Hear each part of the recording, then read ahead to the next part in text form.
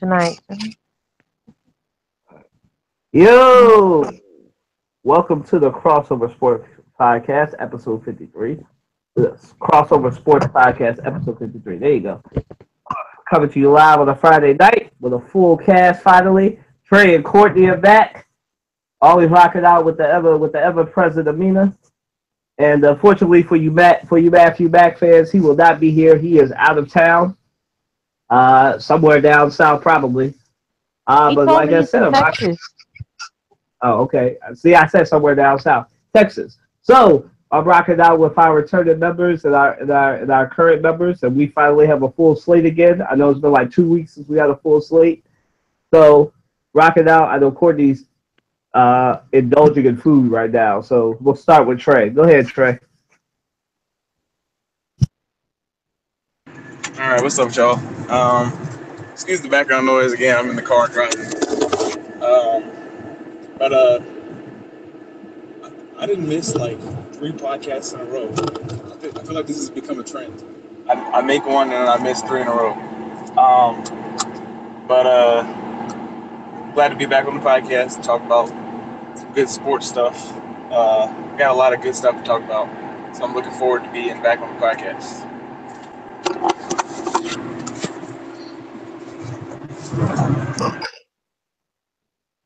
All right, go ahead, Amina. We'll just have Courtney be last. Hey, what's up, Samina? I hope everyone had a great week this week. We have a great night ahead. Kylan says that he's going to go in on one of the questions on the list tonight. So let's, get started so he doesn't have, a heart attack. Concerning this, it's a personal matter really to him, but,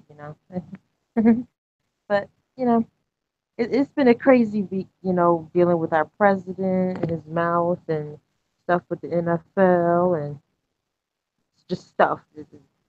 You can't even keep up with some stuff at some time, but hey, let's try to get started. Amina out here giving away trade secrets. All right, go ahead, Courtney.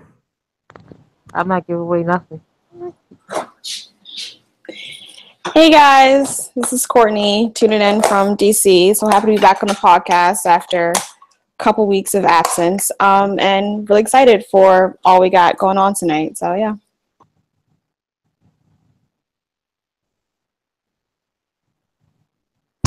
Cool. Well, so guys, as we've said, it's been a busy week. We're gonna try and go in chronological order, but what always happens is I find another random question to throw a curveball with, so we'll see. But we'll start off with how all of our weeks started off. Our vice president, or as I like to call him, the devil reincarnated number 2, Mike Pence, walked out of an NFL game to protest. What do you guys think? Stunt or politically savvy? Like I said, Courtney's doing food, so we'll make her last. Go ahead, Trey. I kind of laughed when I don't know if you guys saw, but I posted on Twitter, and then unknowingly I forgot I had connected my my Twitter account to my Facebook account, so it showed up on Facebook. But I kind of vaguely mentioned this whole situation. The funny thing is, Mike Pence is former governor, I believe, of Indiana. Indiana, right? So he's going to a football game of his hometown team because Peyton Manning was being honored, and it's a shame that this whole situation actually overshadowed Peyton Manning being honored, who's one of the greatest quarterbacks of all time, maybe the greatest. But if you look at how this all went down, it actually looks like, and it seems to be that this was planned.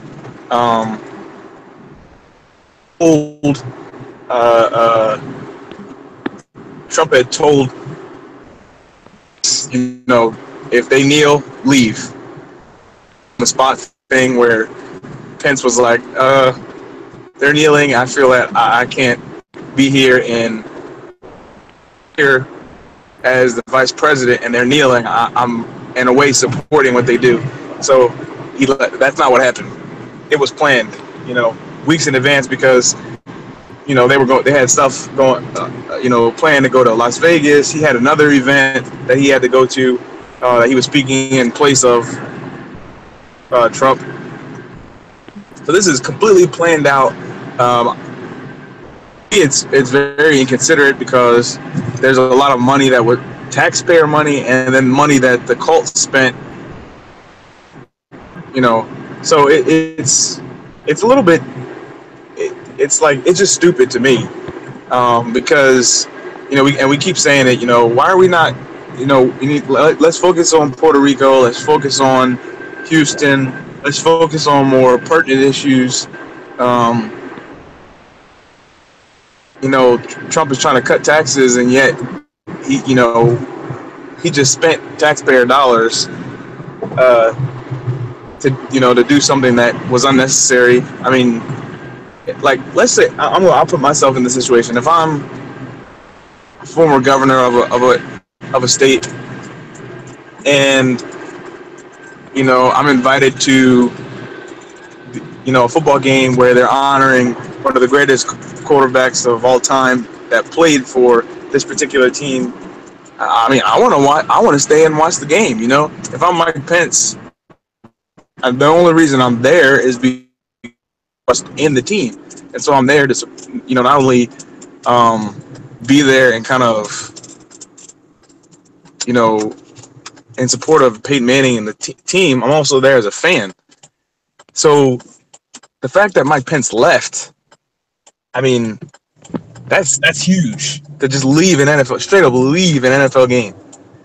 Apparently, they had told whoever his drivers were, that they were told to leave the car on because he was going to be leaving. Right?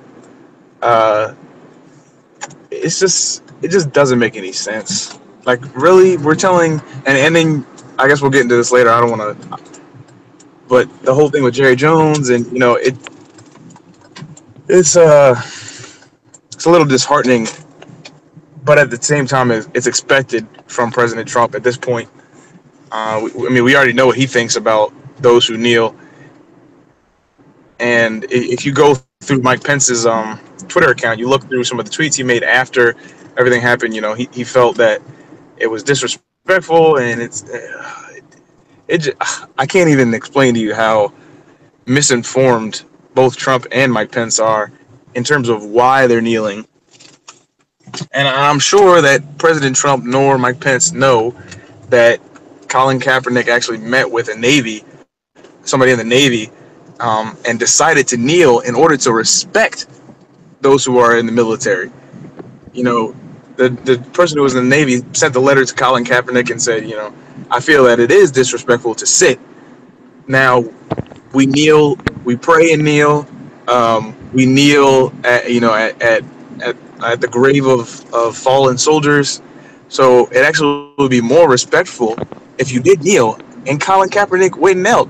This would not have been an issue. If anything, people should be happy and should be applauding those who have followed in suit of Colin Kaepernick and kneeling rather than sitting, because they're legitimately kneeling because it was respectful, not because it's disrespectful. And they know that kneeling during the national anthem brings attention to the reason they're kneeling, but it also is not. It's not disrespectful in terms of why that. I could just continue ramble. The point is, Trump should never have. It's a terrible PR move, for Trump to plan out that Mike Pence left. If Mike Pence decided that he left, that's his own choice. But for Donald Trump to, plan out for his vice president to leave a football game, if players kneel because of racial injustice and police brutality, you tell him to leave the football game of a team that he probably cares a whole lot about? That says something. That says a whole lot, and I'm not really surprised that something like this happened. But it just continues to dishearten me in terms of the fact that people really voted for this guy and thought that he was the best option as president. It's like just again and again, he shows why he's not fit to be president, and it's universal. It's not that the people who think President Trump should still be president or should have become president are misinformed and just don't understand anything about politics and don't understand why he's not what it takes to be president. Universally, people on both sides in terms of the political realm, Democrat, Republican, Independent, universally people do not think that Trump is a good president and think that he is not fit to be president any longer. So I'll keep it at that. All right. Speaking of angry, Trey over here busting a gasket. All right, go ahead, Anita. Straight up publicity stunt. It was pre-planned. Because it came out soon after, like literally soon after he did it. The president came out and said, "Yeah, I told him to do it, and he did it." So he's president's running a well-oiled machine. Obviously, at Capitol Hill. I mean, he's got everybody on pins and needles, including the vice president. Um, I don't think Mike Pence wanted to leave the game. I think he, in all honesty, may have wanted to stay outside of the kneeling portion because he's from Indiana. The Indianapolis Colts are his hometown team, and he was the governor of Indiana for one term, up from 2013 up until January of this year. I think he has a lot of passion for the team, but the president told him basically get your ass up and get out of there. He did it anyway.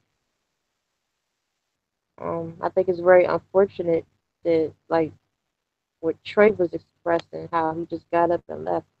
He could have stayed the entire game like a decent, civilized individual would have, and to give the people, no matter who or what, who they are, where they come from, some type of feeling that not everyone in Washington, D.C. right now is against them, their families, their communities. Show some type of unity. It could have been used as a learning experience for him, a moment of teaching experience for students in classrooms that the vice president stayed during the entire game where the players were kneeling, which is their constitutional and human right, and he didn't follow petty, odd orders from the president. It could have been used as a better teaching experience if he had stayed, but because he left, it's all negative now. So it's no positive light that coming from it. But I think it's really something how he just up and left, in spite whether the president told him or not, because he's an adult and he has free will. When you're an adult, you do what you want. You're not a child anymore. But it was very interesting. Like when it broke earlier this week, I believe it did. I was like, wow. And it was just not him that left the game early. Mike Pence's wife, Karen Pence, she was at the game too, and she left with her husband. So it's like not only is president controlling everybody that's in his administration or cabinet, whatever you want to call it, but he's also having authority over people, their relatives, their friends. So it's like anybody that's connected to this crazy maniac we have on our hands, that everybody's being affected by him. It's like it's a plague. It's very interesting, but I believe he should have stayed because it would have looked better, but it doesn't look too good that he actually left. But he's been really mum quiet concerning this whole Colin Kaepernick situation, the kneeling, the protesting, even when it comes to the real reason why Colin Kaepernick started the police, his movement was for police brutality. So we really truly don't know what Mike Pence feels about any of this that's been going on for the past over a year because he hasn't said anything publicly like a press conference interview or whatever. So it would be nice to hear from our vice president in a a live interview or something because he's quiet. Like we don't really know much about him, and I would like to hear his personal sentiments that aren't influenced by the president. Like I want to know truly what he has to say, even though I have a hunch of what he's going to say, but I still would like it to be confirmed and everything. But it'd be nice if he start talking and start the conversations concerning this game that he left. That would be a good icebreaker, so to speak. But yeah, it was very interesting, so to speak.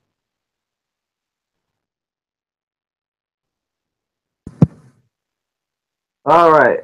Those of you Courtney fans, you're gonna have to wait a little bit longer because, as I said, she's gonna be last because I'm sure she's deep in the process of food right now. So I'm gonna go, and then she can be last. Listen, it is both a political stunt and politically savvy, and it's definitely a stunt. What happened was he was in Las Vegas. He flew across the country. Or no, he was in California for an event. He flew across country to the game in Indiana, right? It cost us $250,000 to secure that stadium for the vice president to, to, to sit there for like 10 minutes, stay for the anthem, see everybody, see Colin Kaepernick whole team still, and then just walk on out, right? He might as well just have stayed. Now, I'm not going to give 45 the credit that he wants and says, oh, I told him this to leave. That's why he left. I'm pretty sure that this was the plan all along because Mike Pence says, Amita said, has not said anything. So what did he do? Much like he did with the Hamilton show, instead of staying to get the lecture from the thing, what he did was he stayed there. He does stunt, and he used his office and the power of his office to put pressure on the NFL, right? Because now you have the vice president coming to a game, and he ain't like what he saw, so he pissed off the vice president and he left. It's all in how you frame these issues. Let the person that's been in communications and has had PR classes, know a lot of PR people that are in PR. Let me tell you how this goes. It's all in how you frame it, right? So they framed it correctly, right? Oh, the vice president was there. He was there to see his best friend Peyton Manning, somebody who he's admired his whole life since he was governor. But the kneeling was just so unbearable that, it ruined everything. As Trey pointed out, right? It ruined everything. It didn't matter that, this had been planned already. Nobody cared that Mike Pence had flew across country and through 3 time zones to get back to his home state of Indiana, who don't like him, by the way. He's hated there like Chris Christie is hated in New Jersey. They begged for him to resign, and he only lasted 1 term. just so y'all know, Chris Christie, Mike Pence enjoys Chris Christie type hate in Indiana. Nobody likes him, right? So that's why he left and became VP. Just in case that wasn't clear, right? So he goes to a game, he plays the move, he does the move, he puts pressure on the NFL. They play it just right enough so that he can win. that Donald Trump, 45 is in the culture war, guys. Guys, we're fighting. I'm sorry to break it to you, right? I'm afraid this, right? Because I also got a degree in criminology. I'm afraid this, right? We are in a twofold war, right? So when you watch 45 and you watch his moves, you have to understand that this man is engaged not only in trying to get us a full-scale war, but also in a culture war, right? That's what this whole NFL thing is about, right? It's about a culture war. It's about ramping up the base because he has no victories yet, right? He's ramping up the base. Everything is ratcheting up. Oh my God! You know what? I'll go after the NFL. It's an easy target, right? Because the population of people that watch the game is split evenly, 50% black, 50% white. So you piss it off enough, then you're gonna start seeing significant drops in ratings, right? So it's both really. It's politically savvy and it's also a publicity stunt that served a bigger purpose. You see how Jerry Jones bowed down a day after that. You see how Roger Goodell bowed down because they're so afraid of Trump. It also helps him that a couple of NFL of powerful NFL owners donated money to him. Jerry Jones, Courtney's new city's favorite, that team from DC, Dan Snyder. Notice how silent he's been, right? Because he already knows, right? He already knows what's going to happen. If he say anything in DC that even sounds like it's against him, he already knows, right? So people like him, people like Bob, people like Robert Kraft, silence. You see how nobody's talking except Jerry Jones? It's both, right? And it's all because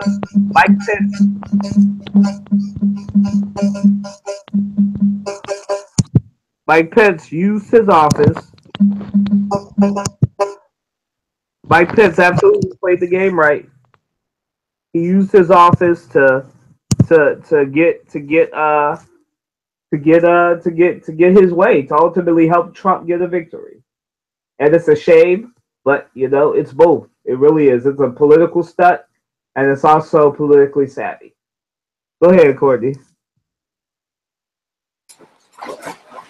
Yeah, I don't know if I have much to add in terms of whether or not it's a political stunt or not. Like it was a stunt. Like I think everyone else has pretty much thoroughly covered that topic, but I guess to ask a new question and answer it myself, like I just wonder how much of like a lackey Mike Pence is really going to be for the president, because I feel like he pretty much just did the president's bidding. Like he went to this game in his home state of this team that he like says he admires, of his players says he admires, to then just immediately like walk out. And I feel like someone with like a bit of a backbone would have been like, no, I will like walk out during the national anthem because I don't appreciate this disrespect, but I'm going to stay and like watch my team play, and I'm going to stay and like watch my quarterback get honored. And he just did it. And I just wonder, like, at what point is Mike Pence just like a mini Trump? Like, is Mike Pence going to be his own man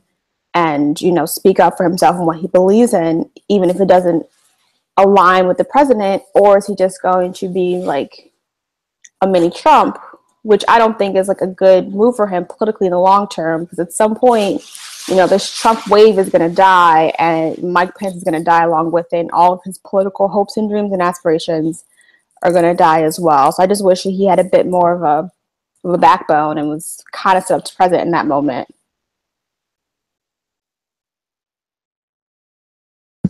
Just to add on to Courtney's point before we move on to number two, and we go to that Charlotte in Texas.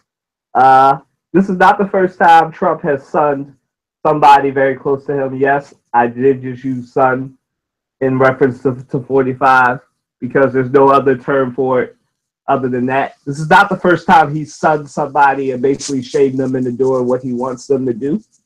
Does anybody remember Sean Spicer? He shamed him, and when he got tired of Sean Spicer, and one thing that's particularly popular as to why Sean Spicer was so pissed off and left was because 45 went to meet the Pope. Sean Spicer's Catholic. Everybody within the inner circle got to go meet the Pope, except for the Catholic in the room, right? The press secretary at the time didn't get to go meet his religious hero, the Pope, right? And anybody that has a Catholic in their lives, in their family, in their place of work, you know how much reverence they give to the Pope, right? And a Catholic didn't get to meet the Pope when he was literally right down the street. So what happened? Donald Trump sunned Sean Spicer because he was disappointed they didn't do what he wanted him to do. So he got sunned, and he stayed in the hotel right down the street from the Vatican while everybody else was meeting the Pope. So I just want to show y'all, this is not the first time, and it won't be the last time that, you know, somebody gets sunned in the administration, in our current administration, because I'm sure it pained Mike Pence in some sliver of his heart that he had to leave and not see Peyton Manning get honored, as Courtney said, for somebody he quote unquote admires, but you know, didn't admire enough to not make a political statement out of his time to be honored, you know. But somebody always got to get sunned in this administration. So moving right along to that Charlotte in Texas. So guys, the question is Jerry Jones risking it all to save face for Trump? Let's see. We'll start with Courtney. Go ahead, Courtney. I don't know. I mean, on one hand, yes. But on the other hand, I feel like in his mind, he's like, I'm a Texan, and, you know, there are a lot of people down here, and a lot of people who, like, are Dallas Cowboy fans who were also Trump supporters, and, you know, they didn't really appreciate what I did a few weeks ago. So I'm kind of going to, like, play both sides. So I don't know if in his mind he sees this as like a last ditch effort or like some kind of like major risk to like other people, especially people who aren't like fans of him. Like, yeah, he kind of is like putting it all on the line, but I don't know. I feel like in his mind, like he's putting it all on the line to like get those Trump supporters, or like those people who are against the national anthem kneeling stuff, to like get those people to like watch his team again, because he's very, very, very much about the bottom line. And I think he even like in his talk with his players this week said something about like, you know, we got to keep the business in mind, which like, I get it. He's a very wealthy man. The Cowboys do very well, but like at a certain point, it's really not just about business. But for him, it's always and forever going to be about business. I think that him kneeling with his players was about business and like getting one side of the aisle, and him now coming back and be like, oh yeah, no, we're not actually going to do that, is him like playing to the other side of the aisle. So I don't know, it could be risky, could not be risky, but I don't think he thinks it's an issue.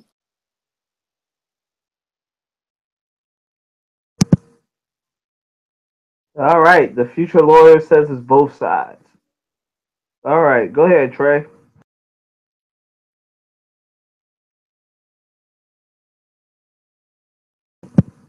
What exactly was your question again?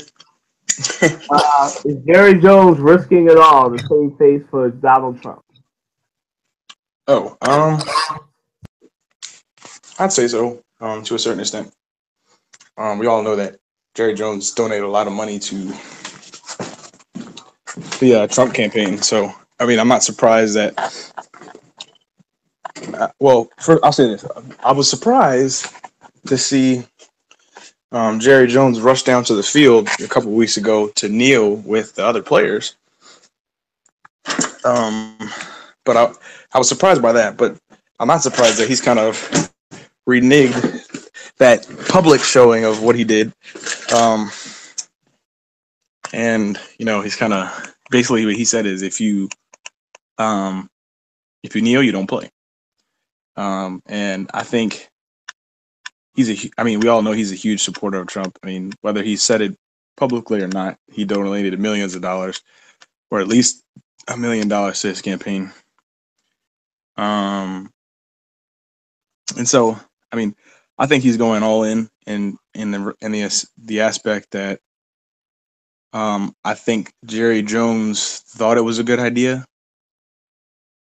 Oh, in his mind, I'm speaking as if I were Jerry. He was like, "Oh, I gotta go kneel with the players." So he went down and ran down and kneeled with the players. And then afterwards, he probably was like, I shouldn't have done that.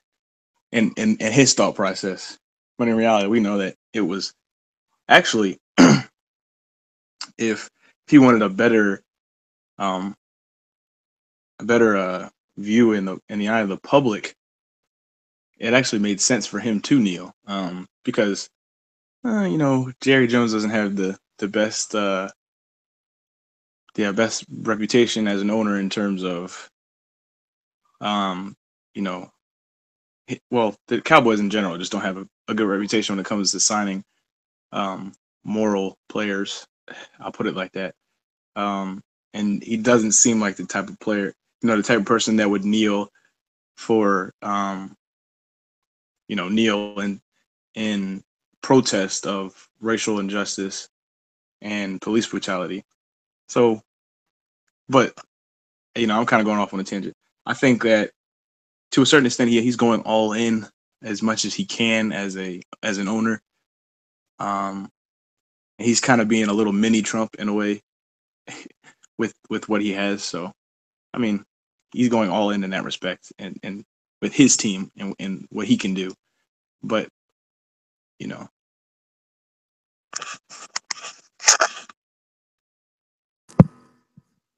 All right, go ahead, Amina.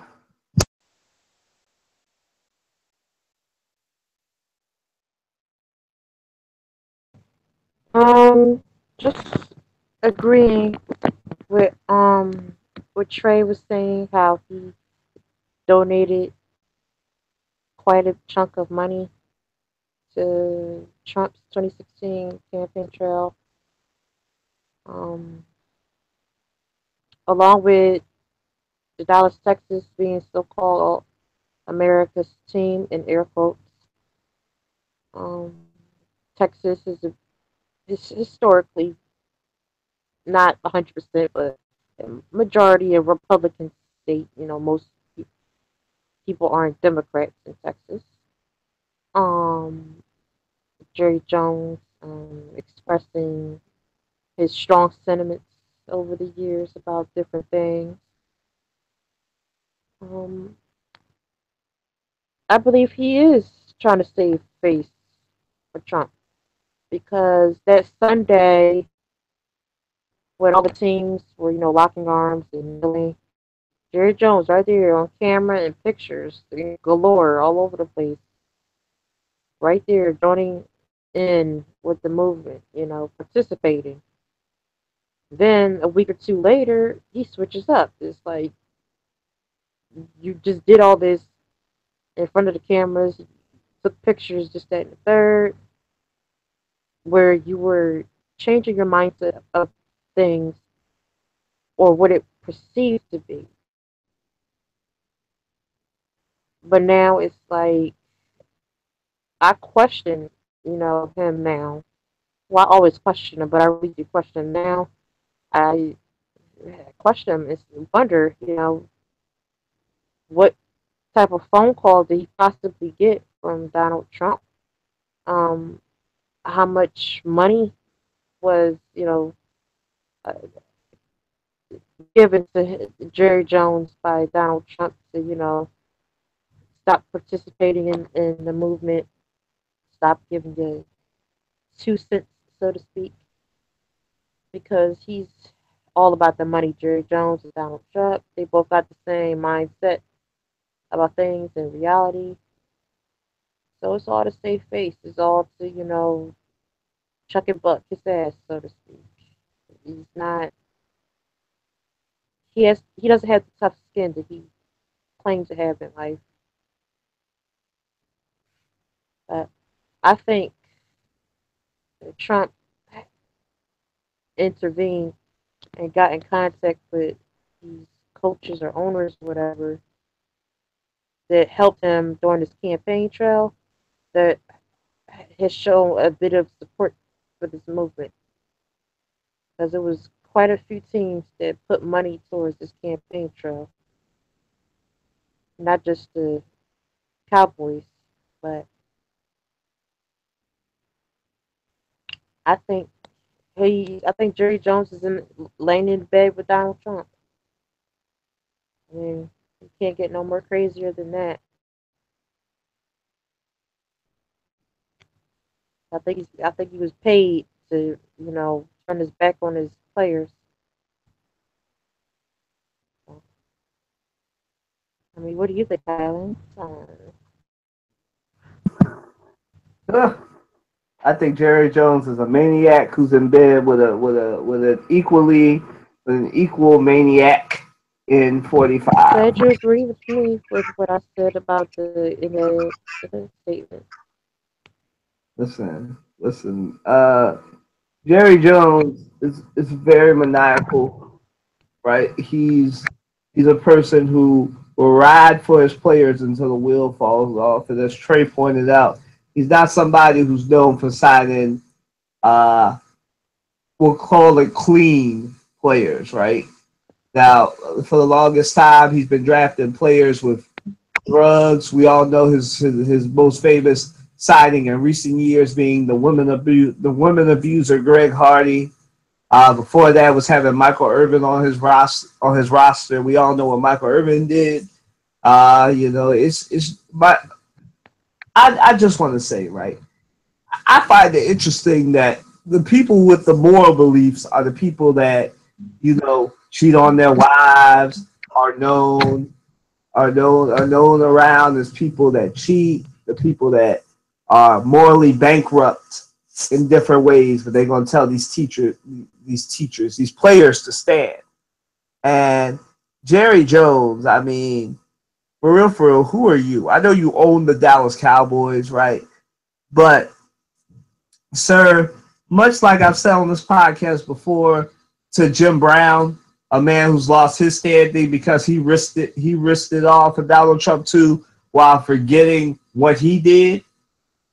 I gotta call you out too, sir, for the fact that you forget. You must have thought we forgot that the internet don't exist. That you ruled for Michael Irvin. It's not like you're the owner. You're like the Jerry West or the Michael Jordan of owners where you did your dirt, but you are not hiring players that did even worse dirt than you. No. You have players that have beat up women, Greg Hardy, have raped women, Michael Irvin, have beat up women, have done different things, Zeke Elliott, getting suspended and other things. Like, I'm pretty sure that for everything that you just said for being disobedient to something, there's a bunch of players that you signed on your roster currently or in the past that speak out against everything you just said, right? You said you don't want distractions in your locker room. Well, sir, you're one big distraction. I mean, when I think of the Dallas Cowboys, I look up distraction. I think Jerry Jones. I think somebody who's been running the Cowboys into the ground, and it pains me to say it. You're the problem with the Cowboys. And I hate the Cowboys. I'm an Eagles fan. But you're the problem with the Cowboys. The reason the Cowboys can't win is because your old behind won't get out the way. You know that? You need to give up your GM duties. You need to give up this whole moral fiber that you got going on right now in the NFL, right? Because you're not the moral fiber. I don't know who's going to tell you this because they're not going to tell you this in Dallas. So I'll tell you this from Philadelphia. You're not the moral standard of the NFL, right?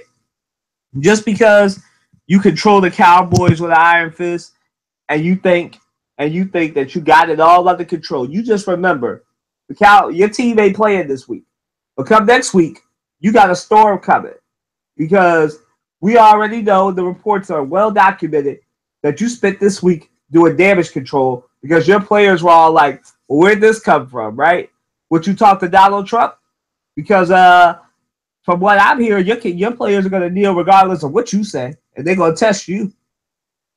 They're going to be doing whatever they want come next week because you can't, and I know you following the playbook of 45 and Mike Pence and all them because your bark is much worse than your bite because you can't actually bench players for not standing for the anthem because that's not part of the CBA. You will definitely get a grievance filed against you. You'll definitely get sued by the ACLU because much like my alma mater, the only reason you're doing it is because they kneeled and oh my goodness, we can't have players actually thinking for themselves. They must do what the coach and the owner says. No, we want robots. We don't want black players that use their platform for something good. I want robots like Michael Irvin, Troy Aikman, and Emmitt Smith, right? That's what you want, right? Them days are gone, Jerry. It's time to wake up.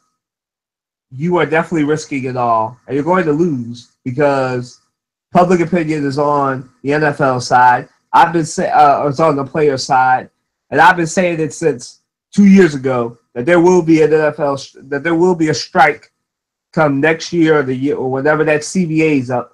I think it's 2019. So in another year, y'all better get ready for no football. And the two people you gonna blame for that is 45 and Jerry Jones for what they're doing because the storm is brewing. The storm's been brewing since they kept Colin Kaepernick out the league. And that's the next question. So, guys, should Colin Kaepernick just go into broadcasting now? Go ahead, Amina, because I know you have strong opinions. Yeah. Me and you have talked about, me and you talk about him quite often, off, line throughout the week. It's one of our, usual conversations, I would say. And we talked about it this past week. Um, mm, yeah, like the conversation me you just had this past week. He's not going to be signed to a team. I've said it this week. I've came out and said my sentiments about it on Facebook. I've said it, and it's not going to happen. He's not had a team in over a year now. Um, I said I gave it a short window. I said between now and the end of this coming off season. So that's between now and next July when the off season is just about done. I said if he's not signed to a team between now and next July of 2018, he's not going to be he's not going to be an NFL player anymore ever again. I said it. He needs to think really good about his future. I mean, he's only going to be 30 years old next month. He's only 29 now. He's young, but he's going to have to prematurely retire from the NFL sooner than he would have imagined. The NFL has clearly made it obvious that they don't want him. No team, especially teams that need him, are even interested in taking him back. I mean, the team that he was on needs a back, the 49ers. But, he's not going to be signed to a team. And he may have had a chance to be signed to a team before our president's crazy Twitter fingers went on his rampage at the Alabama rally where he called, people SOBs. And that was the nail in the coffin. I said it at that point. I said, well, this is the beginning of the end. And as we see, more things are increasing in the NFL.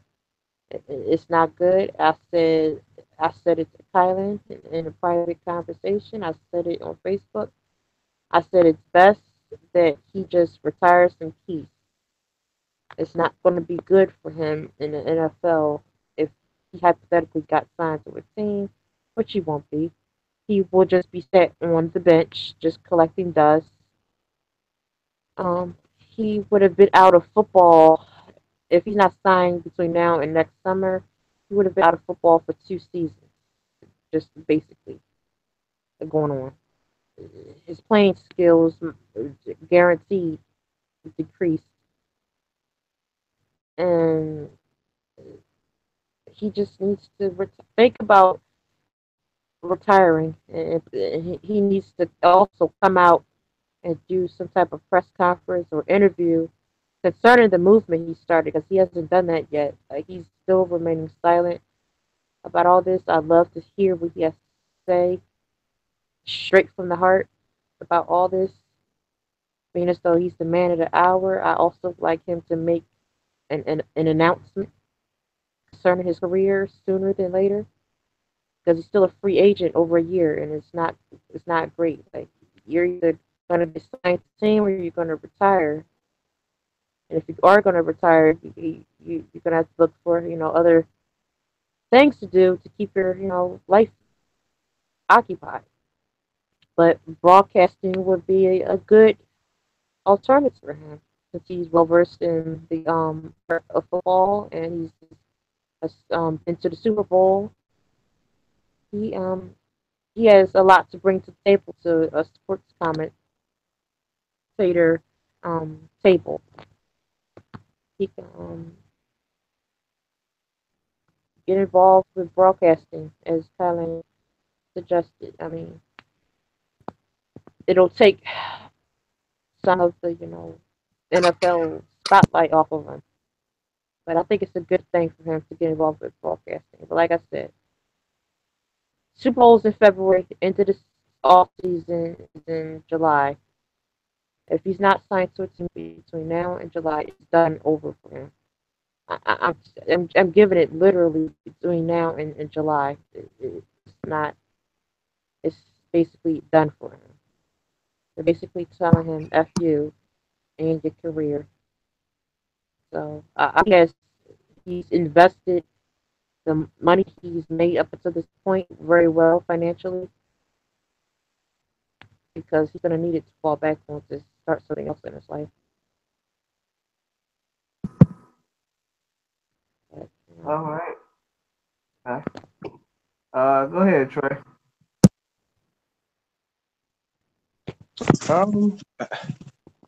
That's an interesting question that I haven't actually really thought about. I think Colin Kaepernick is 27, going on 28. no, he'll So be he's 30 not next month. 30. No, Yeah, he's he's not 30. 29. No way.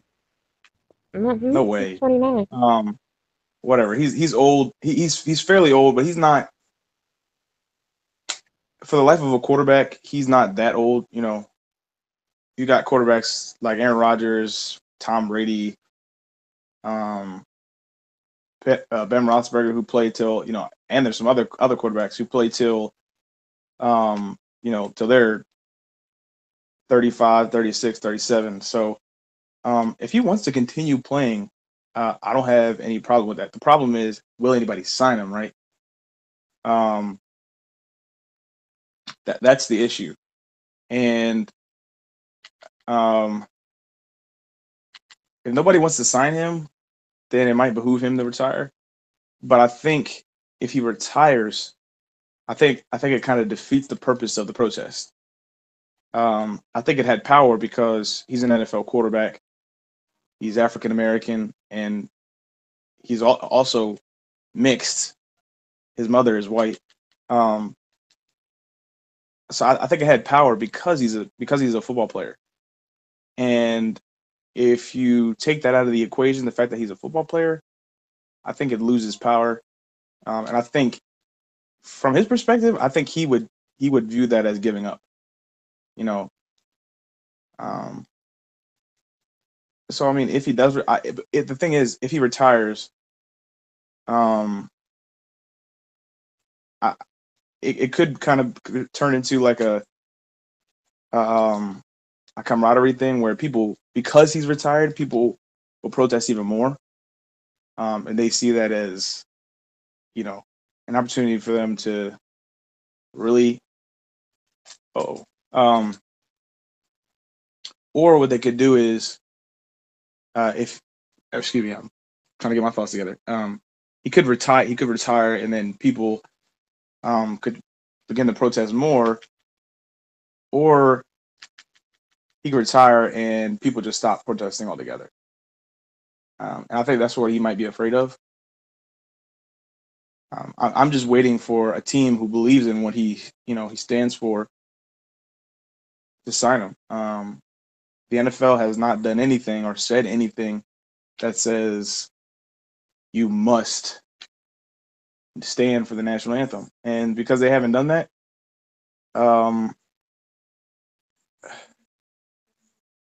I mean, I see no reason why a team shouldn't sign him. But that's all speculation. I highly doubt a team will sign him. So if he does retire, is sportscasting or being behind the desk at ESPN a good option for him? Maybe, maybe not. But again, like I said, I feel like the movement, especially because he's not on the field, is the power that it has is kind of gone. To be honest with you.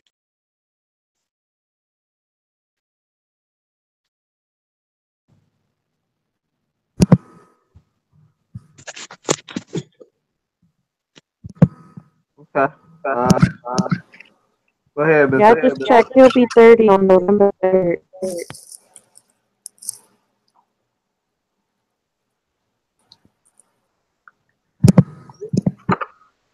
Woody, go ahead.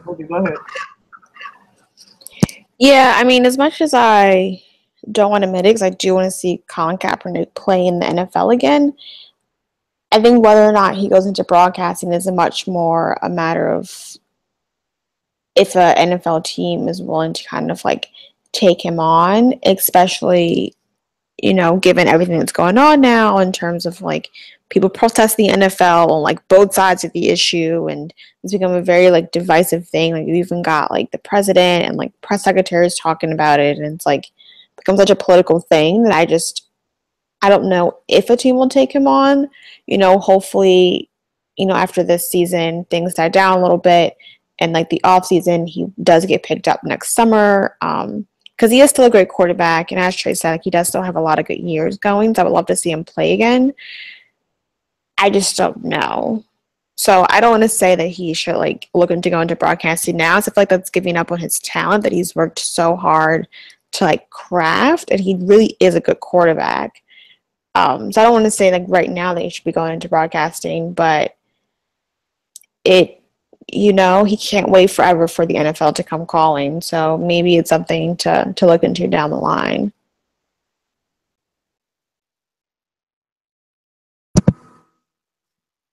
I definitely think that, and this is not that I'm giving up on Colin Kaepernick, but as everyone in this podcast will tell you, I'm a realist, and I see that right now, Cap is a pawn in a much bigger cultural war game, and he's basically a pawn in a cultural war game, and because of that, and because of the state of our country is in, at least for this season, maybe even next season, as long as president as 45 and the vice president and people at the White House decide to use him as a punching bag, he may not ever get a job in the NFL. And I just think, even though that's my future career and that's what I want to do, going to broadcasting and stuff, I just really think that that's something that he can consider. Because he's in the stage, if we're giving it a proper historical phase, he's in the John Carlos, Tommy Smith, Muhammad Ali lane right now, where, just like with them, they took a stand. Muhammad Ali lost out on, 5 years of his career? 3 to 5 years of his career. Tommy John, I don't know why I keep saying Tommy John, because I've been watching baseball. Tommy Smith and John Carlos lost their whole racing career and the Olympic experience and were stripped of their medals. And they lost their respective marriages. So he's in the losing phase of being a political sports icon. And, I think it would behoove him to start going on speaking tours and start doing something. I love his work. I love what he's been doing in Harlem since the season started, working with those kids out there and doing big things for Harlem and helping the young people. I love that. But I think that he should start doing speaking tours. I've said this on this podcast before. That it's time for Colin Kaepernick to speak up or forever hold his peace because, as I've said, there's been people bastardizing this protest, as you just saw with Mike Pence, and there's other things. So it's time for Colin to start speaking up. I know somebody talked to him at CBS Sports this week, but it kind of went left because they asked him a question they couldn't really answer because he never really asked Colin, and it went through a big thing. And Colin Kaepernick has been tweeting, so he has been active with the Twitter fingers, much like our president, but he has not been speaking out. And I want to see Colin Kaepernick play. I know he was a cardiac kid. I know he had Courtney scared because last time she saw him, he was running up a storm on her Ravens. But it is time for us to maybe look at reality and see that as long as our current occupant of the White House is in the White House, we might not see Colin Kaepernick again. And I want to see him, right? And we might as well just swing into the next question, which is, what will the legacy of Colin Kaepernick be? And I'll start that. I think the legacy of Colin Kaepernick will be much like the legacy of Tommy Smith, John Carlos, Muhammad Ali. It'll be one of activism, somebody who used his platform while other people were silent. Other players waited long. They waited for their owners to give them the okay. He was the one that started the new era of woke leagues, so woke athletes, right? And he was the one that brought it back. It started and popularized it. When he started kneeling, people at high school started kneeling. People in college are still kneeling, right, for the anthem, and they're facing things that Colin Kaepernick didn't necessarily have to face right away and everything, but he started a movement, right? And it started in the NBA too. Once Trayvon Martin was gunned down, you had LeBron James, Dwayne Wade, Chris Bosh leading it in the Miami Heat. But the one who really got to start, who started a new movement, the kneeling movement, taking a knee, was Colin Kaepernick. And I think that will be his legacy. His legacy, may be lost on the football field, and he may have to wait 2 to 3 years, maybe even 5 years, like Muhammad Ali, to get back on the football field. He might have to wait until he's dang near 40 to get back on the football field. But if nothing else, he can say he started a movement, and that, when history looks back, they'll look back on him with kindness, like they do the sit-ins, Tommy Smith and John Carlos and Muhammad Ali. And I can't wait. I really do want him to come back on the football field, but I'm being realistic.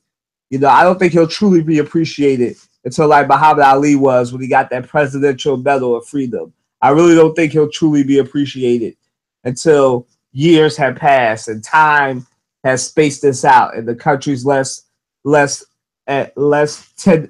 tenuous as it is now, where people are at each other's throats. People are blaming political correctness instead of where it belongs, different social ills that we haven't cured yet. I think that once the political climate turns down in this country, Colin Kaepernick will be remembered fondly as one of the woke athletes who really started a movement. And nobody can deny, not even one of my least favorite commentators, Jason Kuhnlock, can even deny that the fact that Colin Kaepernick was a big time influence on this movement, because it's bigger than football, it's bigger than basketball, it's bigger than sports. This is life. This is an American issue, as President Obama said. What goes on in the minority communities. This is, and Colin Kaepernick was the one who really brought it to the forefront. Go ahead, Courtney.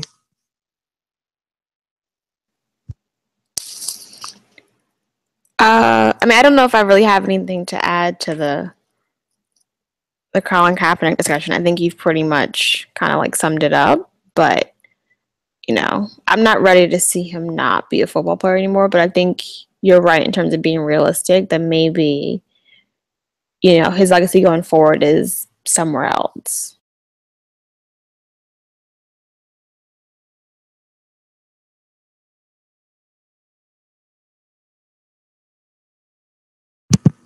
All right, go ahead, Trigger.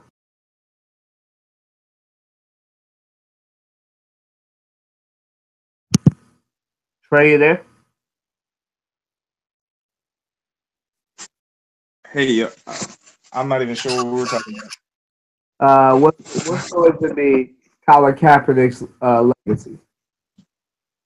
Say it again. The legacy of Colin Kaepernick. What will it be? Well, we know he did win. Well, not win, but went to a Super Bowl, so that's on his resume. Unfortunately, I think he's going to go down as the guy who knelt and lost his job. Unfortunately. What? Yeah. So I mean, I feel like his legacy is going to go down as the guy who knelt and lost his job potentially, unless somebody decides to sign him. Like I said, I don't think he should retire, but he might have to because I don't think anybody really wants to sign him. So I mean, his legacy is not going to be as good as it could be, and that's unfortunate.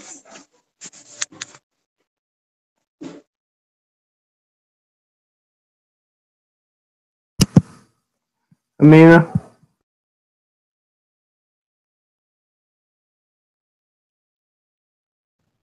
Um, Great question.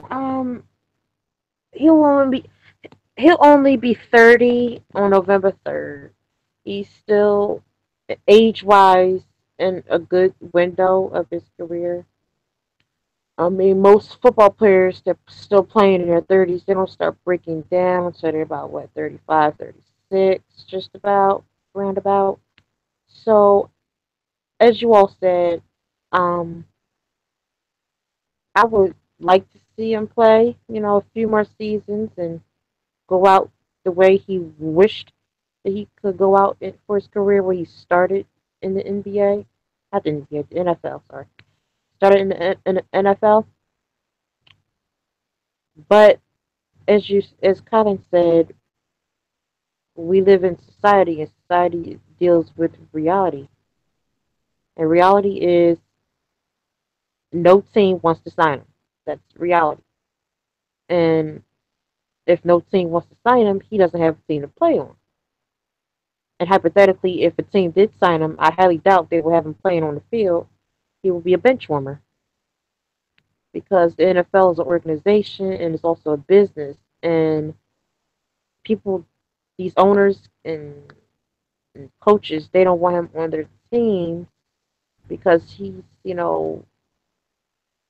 what they call collateral damage. Not, body wise, he's good and healthy, but an image they're trying to uphold in the NFL and these teams, he no longer represents that image. He represents something that's conflicting and not on the same accord. So he doesn't agree with things that they agree with and vice versa. So I think it's time that people that are fans of Colin Kaepernick wake up and realize that his days in the NFL might be over, or he might come out maybe 3 to 5 years from now and play one or two last seasons and truly go out the way that he truly deserves. But he even said quite recently that he's ready to get back out there in the NFL. He's ready to get out there and play. But I don't think when he started his movement that he thought about long term effect. I think he just said, okay, I'm just gonna take a knee, I'm gonna protest, and it's gonna be over. I don't think he thought that it was gonna get as big. I don't think he thought that his career was going to be put into jeopardy. Um, So his legacy is going to go down as the sports martyr of our generation. The 30s had Jesse Owens, the 40s had Jackie Robinson, and I don't think we had anybody in the 50s, but the 60s we had Muhammad Ali, and the following year of Muhammad Ali we had Tommy Smith and John Carlos, and a few years back when there was the rash of black youth being murdered by police, we had the folks in the NBA like LeBron James and others standing up during their form of protesting. I think Colin Kaepernick is going to go down in history as the sports martyr of our generation. I tell people that every 25 years, a new cycle of something in the universe starts with either politics or pop culture. I don't think we're going to see the ramifications of the full totality of his legacy until 25 to 30 years from now when we're all middle-aged adults and our generation, our grandparents. I don't think we're going to see the true legacy of this until then, when we can actually look back on it, talk about it when it's in children's social studies books about Colin Kaepernick. This is still brand new. I mean, it only started last year, so we don't know when it'll die down. We know at some point it will, but right now this thing is just getting started. We haven't seen anything yet. This is just the beginning. I'm telling you, I've said it. I've said it before. People are going to be coming out, continuing to come out in in numbers, not all together, but one by one, two by two, maybe just three by three. People are going to come out and say what they have to say that's been buried. They're going to release how they feel. And Colin Kaepernick's legacy is going to be one of sacrifice. He's always going to be remembered for what he believed and what he stood up for, even though a majority of society rejected and despised him. Just like what they say in scripture about, the rejected and the despised. But I believe that God is with him and God's going to bless him, whether it's on the NFL field or not. And better things are ahead for him in his life. I mean, he's only going to be 30 next month. So he has an entire life ahead of him that he could do other things. And he could go into teaching, continue social activism, broadcasting. So many fields await him, not just in the NFL. So, whatever he chooses to do concerning his career, I wish him all the best. I wish him well. And I say I'm proud of him and that he's loved. And he has forever my support.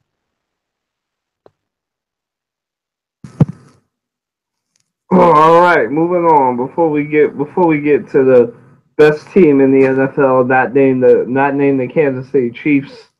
We're gonna let our legal expert slash Ravens fan slash we gonna let her talk about the DMV, her Ravens, what's going on in DC with the teams. We're gonna start with that since Matt's not here, so we ain't gotta worry about the baseball update. But we do have the DMV correspondent in the building. So go ahead, Courtney, tell us about what's going on with your Ravens. Yeah, no. So we finally had a good game. We finally had a game where everyone played up to their highest abilities and showed why we pay them all the money that we pay them. No, we had a good game against the Raiders last week. What a great game, actually. Like, there were a lot of great plays in that game. Like, just saying, if anyone wants to go watch the highlights, best 7 minutes of your life. But yeah, so hopefully we can keep this up against the Bears this week. I'm feeling pretty good about it, but I think the Ravens really is kind of week to week touch and go. But I mean, it's looking pretty good in terms of the game. Also, because Matt is not here, and as part of my like DMV-ness, I do just want to like quickly shout out the Washington Nationals. Like, no, I'm not like a hardcore baseball fan, but yes, I do support the Nationals and Orioles baseball teams. And while no, they did not win their series against the Cubs, they did take it to Game 5, and it was a great game, and we almost won. So shout out to them. Definitely give the Cubs a run for their money. And yeah, that's all I got. All right. Well, a DMV update would never be complete without a guy from Philly without a guy or girl from Philly throwing some shots. Even though I have no right to talk when it comes to baseball, but I will. Uh, I'm so happy for the Nationals, even though they continue to choke when they have the best record ever. Sorry, not sorry. Like the Orioles, so I'm not going to really say anything about them. The Ravens finally had a good time. They finally kept Joe Flacco upright. Courtney, your team has finally found a run game with Alice Collins and the ball Allen. I'm not even going to try to pronounce that name. I think it's Javaris. Buck. Just Buck. Just leave it at Buck. Why? Buck Allen. I need to know why y'all call that man Buck. I don't know, but I'm not trying to pronounce his name and embarrass myself. I'm sorry. You're a great player, though, Buck Allen. Yeah. Listen, so they have a good player finally. The Nationals need to do something. I ain't saying they need to fire Dusty Baker because there's not too many black managers. So keep Dusty Baker. It's not like I care about baseball either. But Matt's not here, so somebody's got to do it. The Red Sox lost, unfortunately. Sorry, Boston. The Yankees are still in it. They don't need to be in it, but they're still in it. Nobody likes to see the Yankees in the playoff game except for people in New York. Let's see. The Dodgers are in it. LA, you might actually get to celebrate a winning team. I know it's been a while. Probably about 8 years since you've been able to do that because that was the last time the Lakers won something. So you might get a chance. Dodgers versus Cubs tomorrow night, I think. Astros versus Yankees. The baseball postseason is probably like the shortest one of them all because it like narrows itself down really quick, so it feels like it goes by really, really fast. But yeah, so those are the 4 teams: Yankees, Astros, Dodgers, Cubs. So yeah, that's the football coverage. As far as hockey, I really don't know what the Flyers record is. Just like I don't know what the Capitals record is, but the last time I was talking to Matt when I saw him on Sunday, I think he said they were 3-3. So, that's probably changed. So they're probably either 4-3 or 3-5 at this point, as far as the Flyers. But they're doing good. Yeah. So I'm sorry, y'all, to you baseball and hockey fans, if we didn't cover it as strongly as you're used to.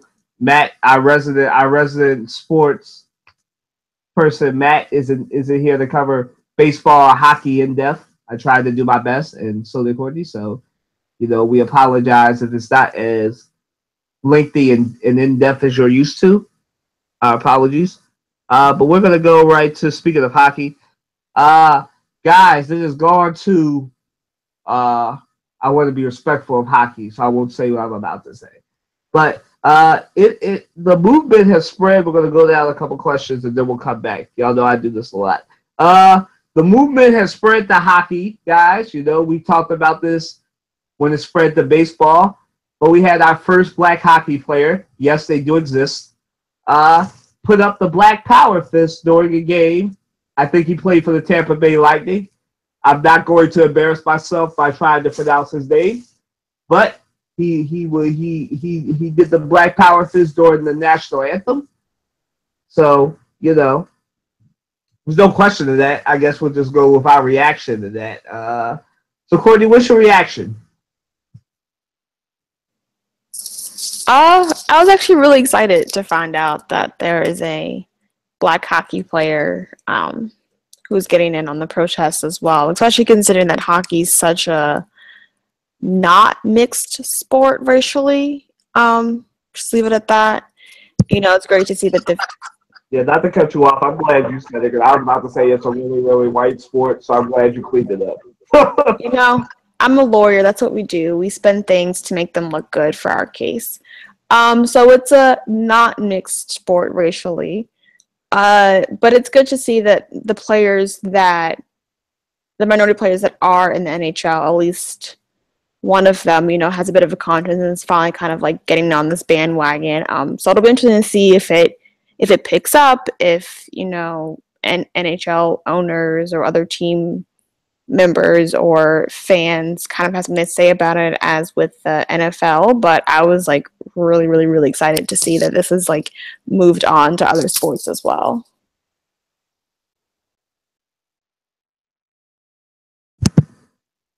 All right, Trey, it's on you.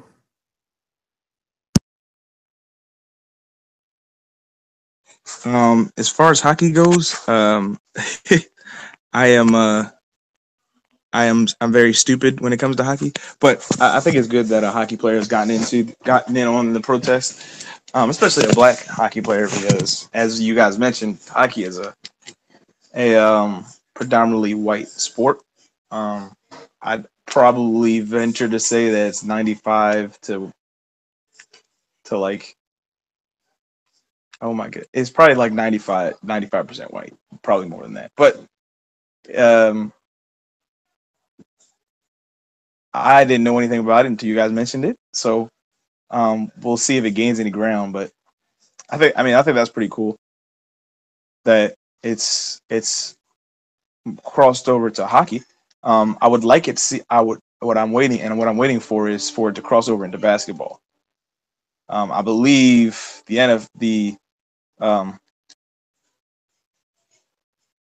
I believe the NBA has a rule that says that you have to stand for the national anthem, but I still would like to see what happens, and what Adam Silver would do if some players, in the NBA did it, because we've seen it now. We've seen it in hockey. I don't know if we've seen anything in soccer or baseball, or I know we have seen some stuff in baseball, I believe, but I would like to see it become a universal across all sports.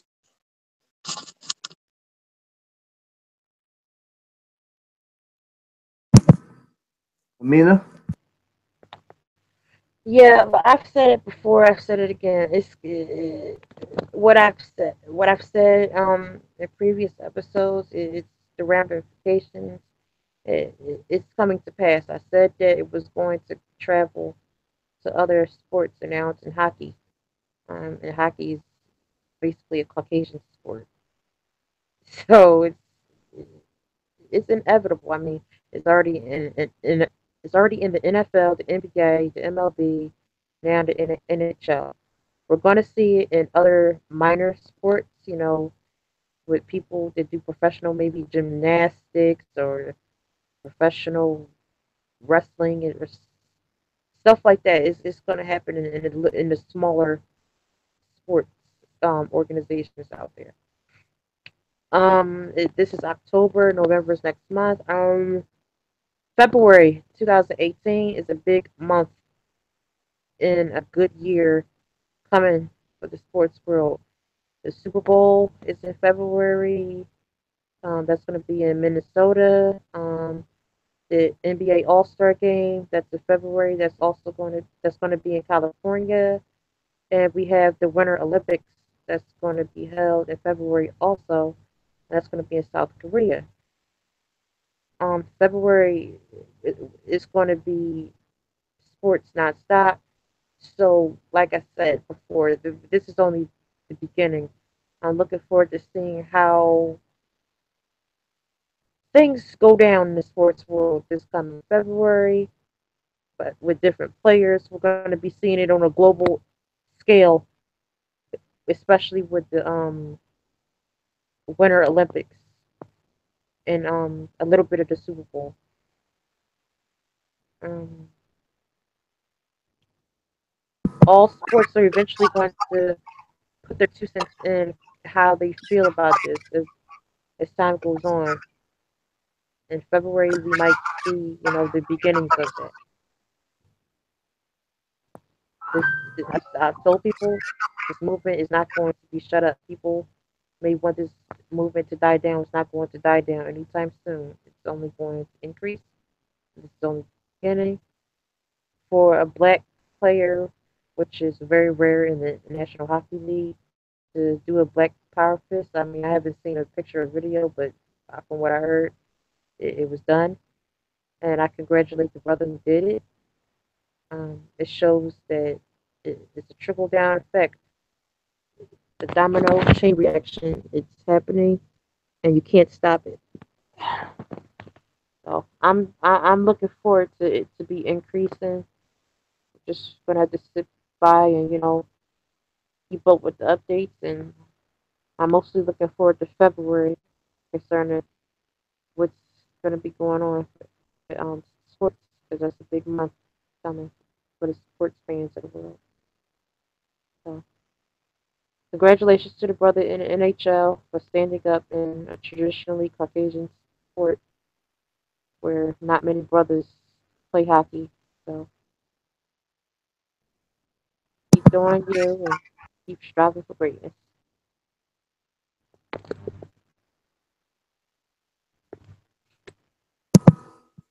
Listen, shouts out to all the black hockey players for doing what you do, whether you're American or not, because I know most of you are probably black, are probably French Canadians, but we're so happy for what you do because whether you're Canadian, you're American, you're African, you're playing in a predominantly white sport, and that's like a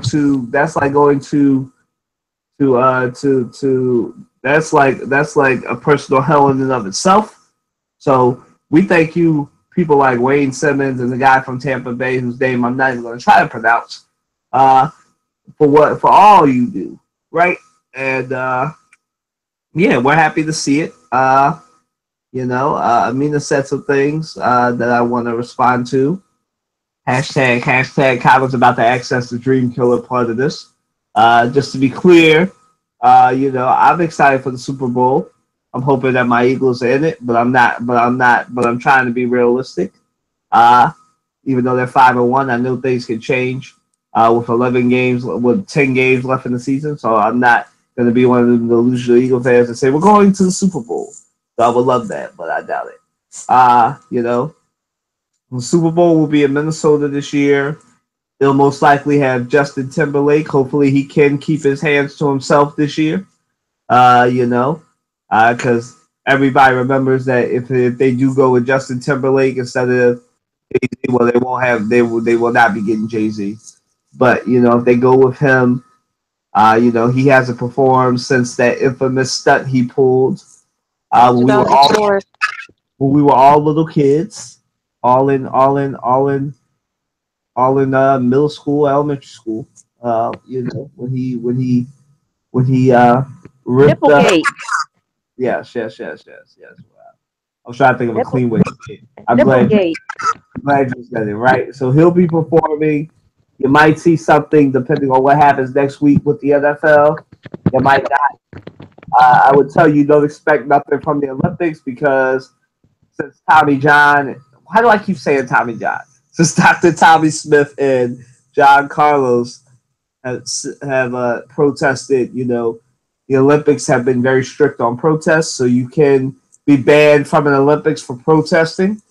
So I wouldn't expect anything at the Olympics.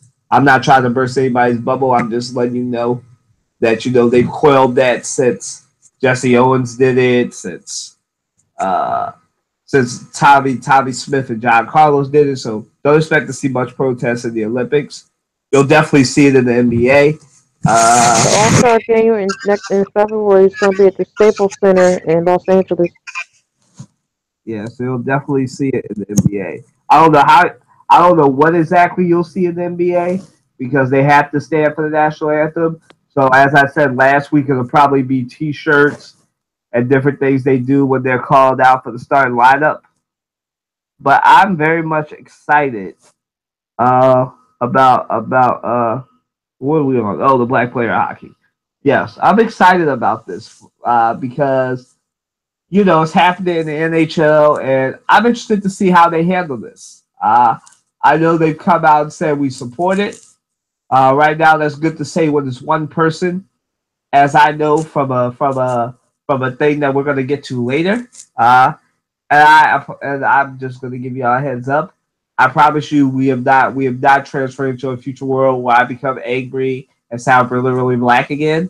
It's just that this is deeply personal to me. What we're gonna get to in a few questions. So I just want to make that clear. So y'all don't go around saying, "Oh my God, he's so angry." It's not that. It's just deeply personal. So the NHL, I'm interested to see how it spreads. I really want to see it spread in. I think what we'll see this at for real, to tell y'all the truth.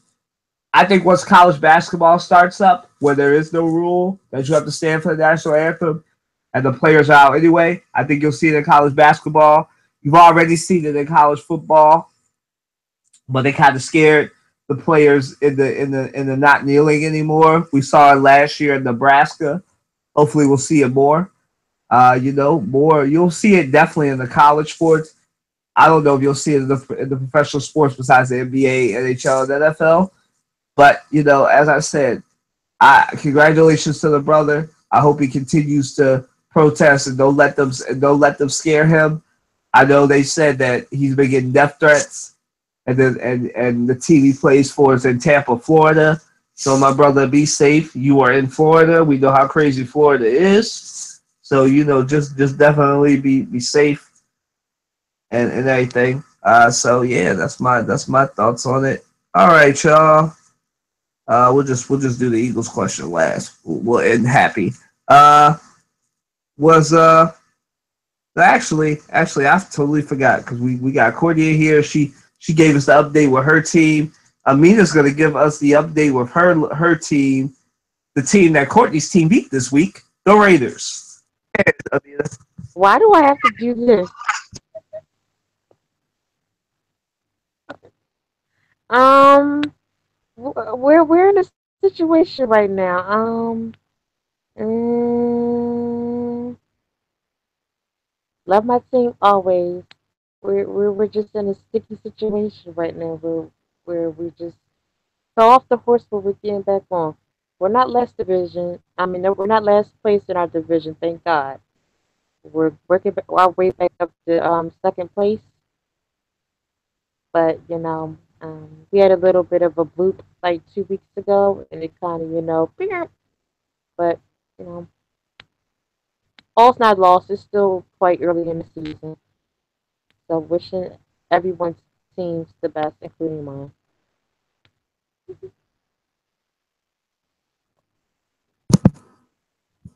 All right. See, she not one. She don't want to tell y'all the truth. Yes, they have hit a bit of a stride, and that's because they lost Derek Carr to a back injury.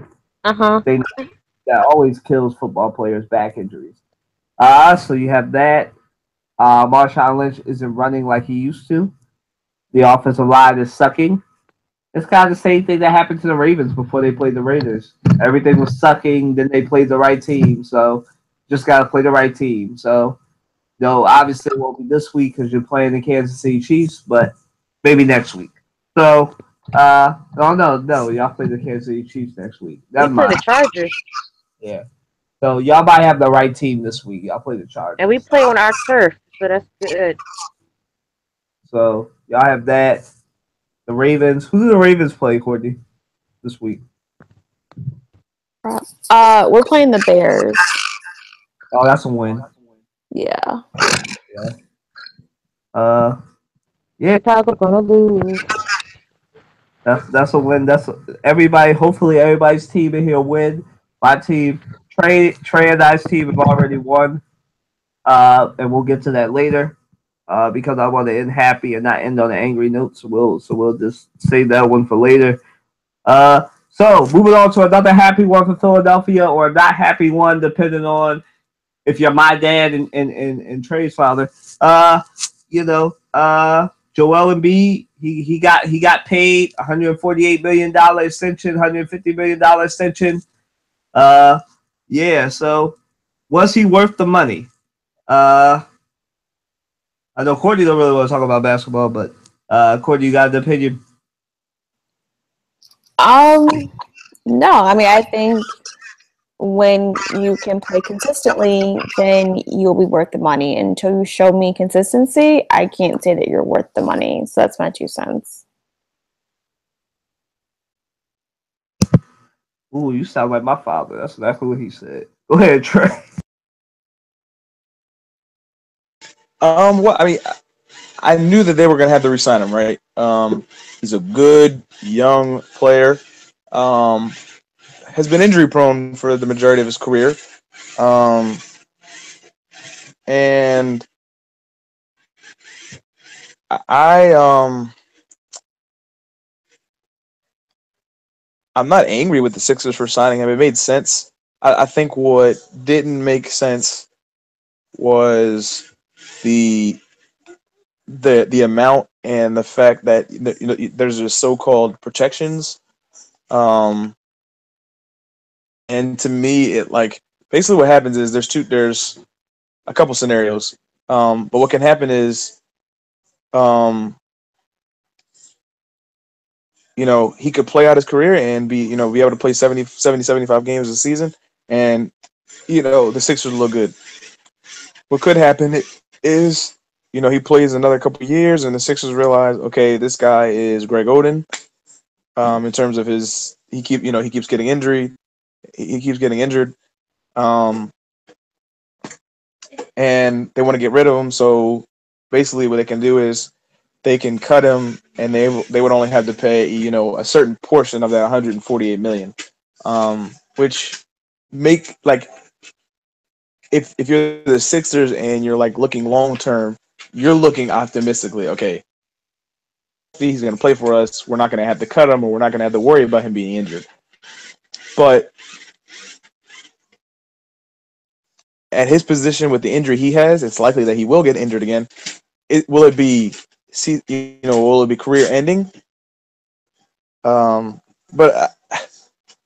I think 148 million to a player who, like Courtney said, hasn't proven to be consistently healthy doesn't really make much sense. I would have liked to seen something more like 2 years, 2 years 40, 2 years 35, 3 years 40, something like that, where self down to him, or like a 3-year deal with a third year, or essentially a 2-year deal with a player option in the third or something like that, so that when it comes time to re-sign Joel Okafor, who's actually looking pretty good right now after he slimmed down, Ben Simmons, when it comes time to sign Robert Covington, whose contract I think is up sometime soon, and other players on the roster, you have the money to re-sign him. We've got JJ Redick under contract. He's getting paid something like $16 million a year. Jared Bayless is getting paid something like $9 million. Now Joel Embiid is getting paid 25, I think, or 26 a year. In the future, you've got Ben Simmons, who probably is a 15 to 20 year player.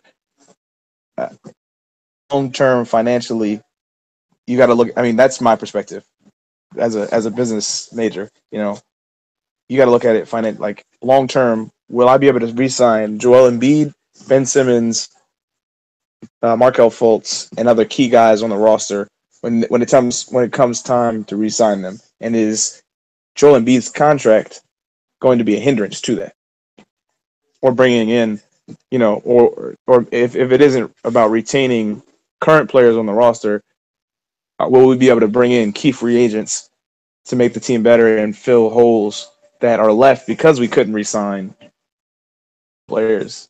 And the reason why we couldn't re-sign current players is Joel Embiid's contract. In and of itself, it makes sense to sign him to a big deal like this, because when he's on the floor, they're a playoff team easy. 4 or 5 seed, in my opinion, in the East when he's on the floor. And this team is. But if he's not going to be able to be on the floor consistently, 148 million is way too much.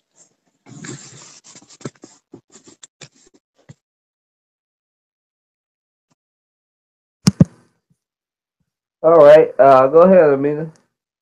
I agree with Trey what he said. If he's not going to be on the court consistently, that's too much money. 148 million 5 years for a guy that can barely can barely even get through a preseason without having significant injuries. I, when they released, like when they broke, like in the media that he got this contract with this, I was like, what? It, I could see if he's made it through an entire season, maybe 2 or 3 years in a row, maybe with just one injury. He plays all 82 games. He's good throughout the preseason. But no, this is collateral damage. You don't play. It's like a car. You don't pay top dollar that you would for a showroom floor, brand new vehicle fresh out the factory for a car that you know been through a few owners. You don't pay top dollar for collateral damage cars. You pay the bare minimum until they show better. I think he was just paid too much. Now, if he should, if this money that they gave him might inspire him to, get his BS together and make it through an entire season like a regular player does, then sure, he would deserve it. But what has he done, that's monumental in his career to get such a contract?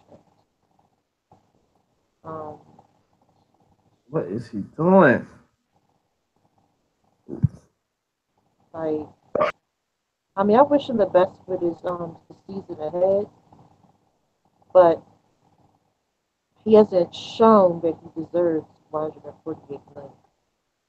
My thing is, they should have tried to get him to make it through an entire season without getting injured.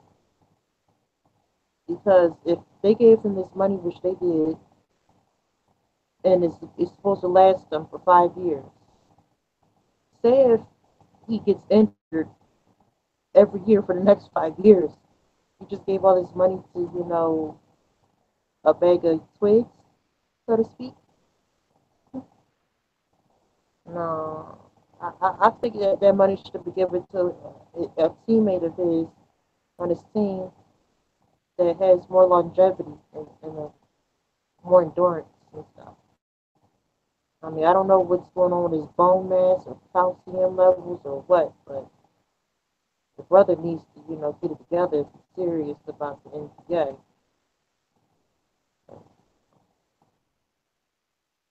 But I think also what Trey said about them would if they had given him a contract for maybe 2 years rather than five and lesser money would have been more appropriate because sure he would have still been getting paid, but it would have been an appropriate amount based on his past and present and I don't want to jinx his future, but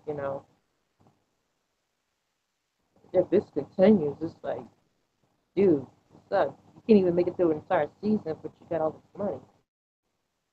But, hey, I don't know what possessed the Sixers to do that, but that's on them.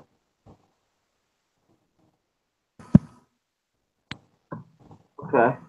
I'm gonna pull a Courtney. I have nothing more to add to this topic. It has been the subject matter has been exhausted to the fullest. I just want to say that he is on an initial Steph Curry contract. If you guys remember, this was what happened to Steph Curry. He was very injury prone, and he signed a relatively good deal for the club that wound up helping them become the contenders that they are today. Now, I'm not saying that Joel Embiid will end up being Steph Curry and being the core of a new dynamic young duo in Philadelphia. That we hope that. Tyler, fix that. Listen, Steph Curry had a contract just like I know Joel, that she said, don't put, you got to put sentences like period marks in between the sentences like with this. he's not Steph Curry. I'm saying that hopefully the Sixers gamble pays off. I Uh-huh. do think that's too much money. A lot of people know that I am pro Joel Embiid will get injured. I think he'll play about 40 games, which is right within the contract parameters. They want him to play 40 to 45 games. I hope that he plays more than that, but knowing him, it'll probably be 40. Uh, and uh, and I know he doesn't try to get injured. Hopefully, his body will add up. I'm watching the game right now, and I think that he's bulked up a little bit. So hopefully, he can continue to bulk up and you know fulfill the contract. Because I want him to do well. I obviously won another championship here in Philadelphia, so I hope he wins because I want to go to some parades. So I need him to stay healthy. So that's You haven't seen one in your lifetime. that's my two Last cents. one was in 1983. I know none of us were here yet. So Yep. that's what I would like. So that's what I'm gonna say, and hopefully he'll live up to the parameters of his contract. Well, All right. regular season starts on the 17th, so the honeymoon's over. Let's get to these 82 games. Yeah. So hopefully, yeah, that he'll live within his contract and whatever. So after that, so we're gonna go to the topic uh, that I know everybody's been waiting on us to cover. Not really, but it turns out that we have some breaking news that well, not really breaking news, but things that need to be covered that surprise all of us. Jamel Hill was suspended uh, for basically telling people how to boycott the Cowboys and fully, fully, get Jerry Jones to bow down and let us see some Dallas Cowboys dealing. And she was right, and she was suspended, not rightfully, but she was suspended. So I'm gonna let our two women start and go in, since this is a topic on a very very vocal and well educated black queen who went to Michigan State. So Courtney started the last couple topics, so we'll start with Amina. Amina, what you think about our sister's suspension? This is the age of sensitivity. I've said it to people before. I've said it to people. This is the age of sensitivity. People like to sue everybody. Everyone's sue happy. Everybody wants to spin everybody. No one can take the truth. I don't know what's happening to people. Like I've never seen such people when I was a grown up. People used to have thick skins, but no one can take truth and honesty anymore. It's so sad, the society we live in today. Yes, they were wrong. Um, Even though it was something in her contract, my thing is people have been saying things on TV networks for years, way worse, but still kept, their position, didn't get suspended, didn't get fired. I think it has to do with, how she feels about things. Quite frankly, if you want to be honest, um, if ESPN is showing sympathy towards, the Dallas Cowboys, which they're really not showing sympathy towards the team, it's always an underlying situation under everything. It's always something behind the scenes. ESPN is clearly showing sympathy for Jerry Jones. Back to him again. Which in turn shows that ESPN is in the back pocket of our, dear President Donald J. Trump. Um, it's crazy. Like the sister just speaking her mind, which should be able to do because this is the age where women are educated and vocal. We're not baking cookies 24/7 anymore in society. But the sister should, we should have a voice, a platform. But what I think needs to go on is that black folks that are interested in broadcasting and concerning sports, journalism, all that, that have the financial resources and know-how need to band together and start our own stuff. Leave ESPN, leave SportsCenter, leave all major networks. It's clear the Caucasians that own and run these institutions want nothing to do with us. Why force yourself somewhere where you're not wanted? That's stupid. The best thing to do is have our own ESPN. I don't know what it would be called, but that would have to be up to the people who fund it. But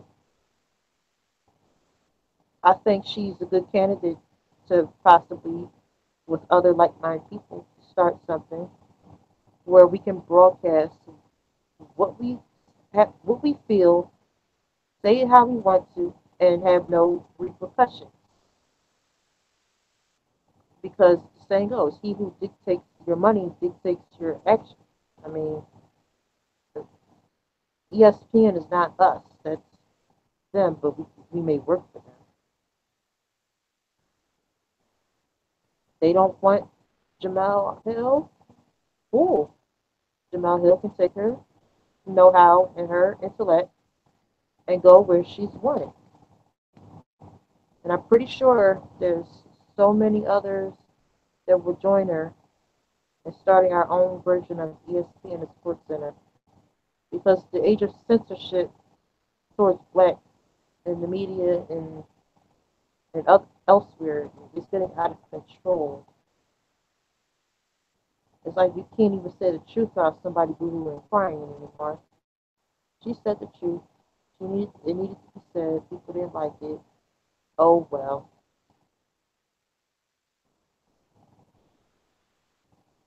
Maybe if people stop drinking so much sensitivity juice in the morning, maybe they'll be alright. It is what it is. I rock and stand with our sister Jamel Hill.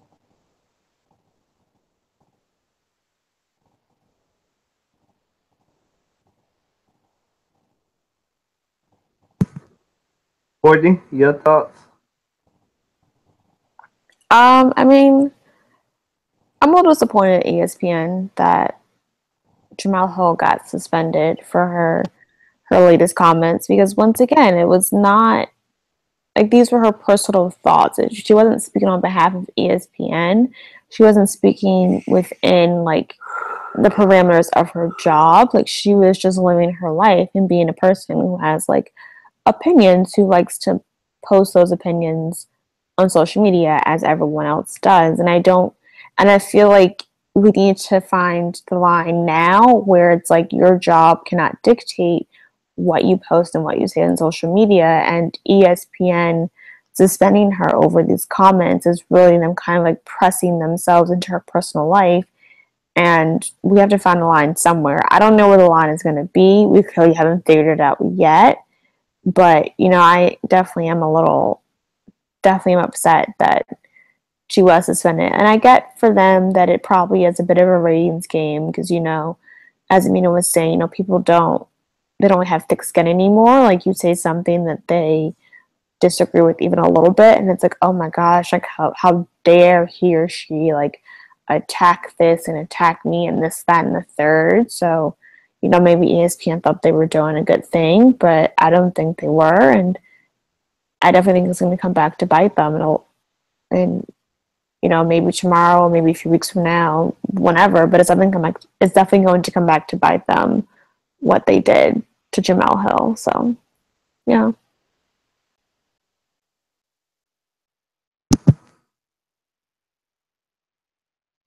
Trey, go ahead.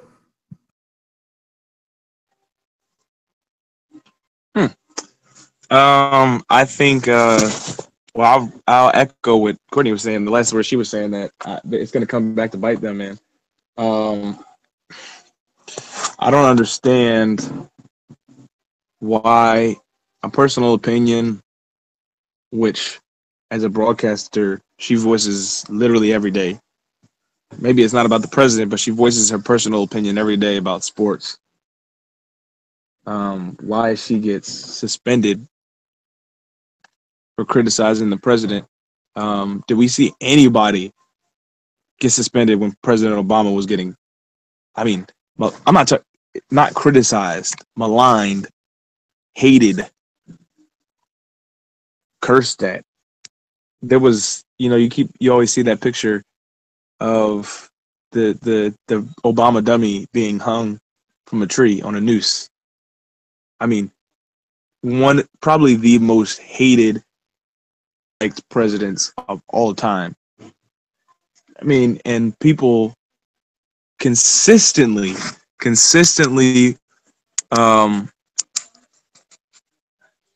never consistently talk trash about him.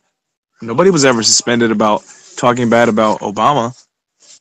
You talk bad about Trump, however, that's another thing. And ESPN decides to suspend her. I don't see why. To me, it doesn't even make any sense. Like, the whole protest, the how it started with Colin Kaepernick. They've been covering this closely. And to me, based on what I've seen, the overwhelming majority of the people on ESPN, at least from what I've seen, seem to be on the side of Colin Kaepernick, or at least understand why people are kneeling and understand the history of why he's kneeling. And meaning why he's kneeling and not sitting. And even if they don't even agree with the method or the route they're choosing to protest, which is during the national anthem, they still understand the issue and realize that they have a right to do it. So to me, it seems a little bit odd that ESPN was suspended Jemele Hill. But like Courtney said, it's going to come back to bite them, and I think it's going to come back to bite them hard.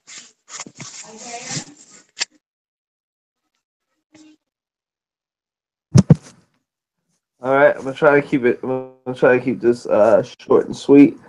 As a person who just so happens to be a journalist with a very strong opinion, who's controversial at times, funny at the others, and has a likelihood of getting some people offended as well. I just think that Jemele Hill got fired because not fired. My bad, she didn't get fired. She got suspended because she I don't think she crossed the line, but she went too hard, man. There's such a thing as going too hard on Twitter. Now, what do I mean by that? She went hard. She did her cultural piece, and I love Jemele Hill, but what happened was she went after the Dallas Cowboys. And if you have ever tuned into ESPN in your life, the two things that ESPN love more than anything else, three things: Peyton Manning, Brett Favre, and the Dallas Cowboys.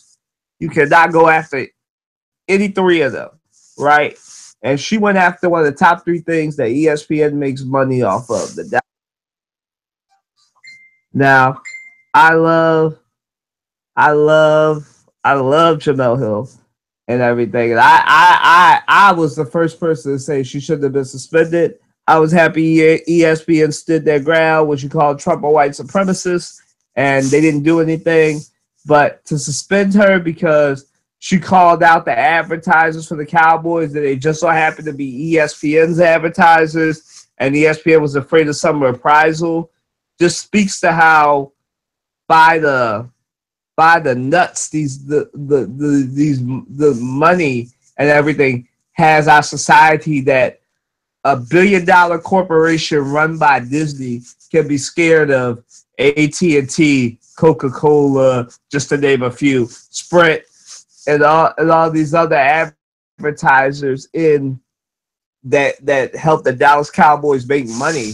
They're so scared of them that they suspend a popular black voice, a black female voice at that. Nah, ESPN. It's definitely going to come back to bite them. As somebody who wants to work for ESPN in the future as a dream, I'm kind of rethinking it now. And now they'll see, like, you want people with opinions, people that want to sit. And the type of person I am, everybody in this podcast know it. I'm liable to piss a lot of people off. So, we can't be having that, because as journalists, as people that want to serve the community, our work takes us to different places, and it's definitely going to piss somebody off. you're not doing the work right, if you're not doing something to piss somebody off. So, it's a shame that she got suspended, but it's just going to improve her platform and improve her voice. I hope she gets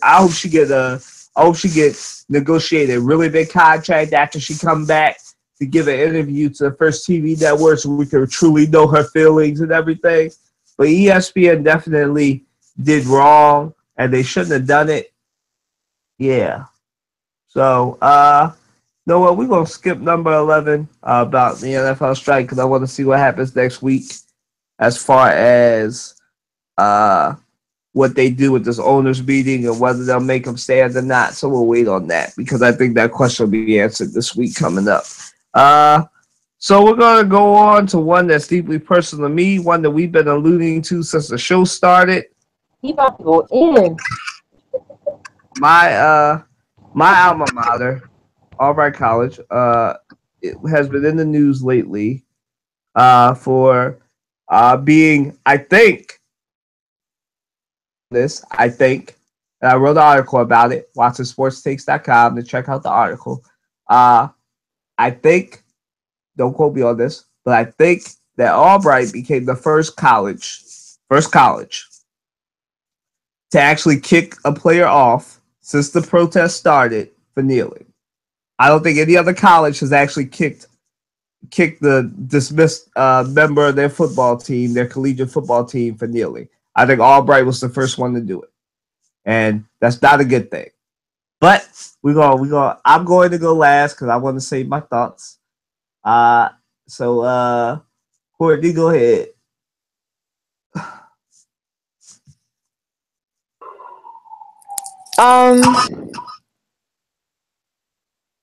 Yeah, no, I mean, I just think it's so wrong for a college to tell a student how to feel, how to act, how to protest, how to not protest. Because the whole point of, well, not the whole point, but like one of the points of like going to college and like leaving home is to kind of like find your voice and like develop who you are and figure out like what you stand for and not stand for. And then for your institution to be like, no, actually you can't do that. I just think it's so like soul crushing to a college student.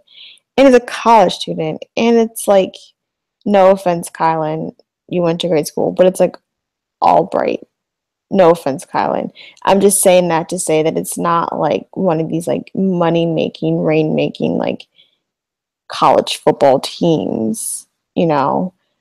Not that that would make it any better, but it's not really even like they have like hundreds upon hundreds upon hundreds of thousands of dollars like coming in. Just, and like you don't want to be that school to set that precedent, like, oh, we told our kids that they couldn't protest, so like you should tell your kids too. Like, don't be that college. Like, be the college that's like liberal and open-minded and open to everyone's viewpoints and how they want to protest or not protest or stand for national anthem or not stand for national anthem. Like, just let college kids be college kids and they'll figure it out. But yeah, I was kind of surprised that colleges were kind of getting into this and trying to dictate how their players are acting.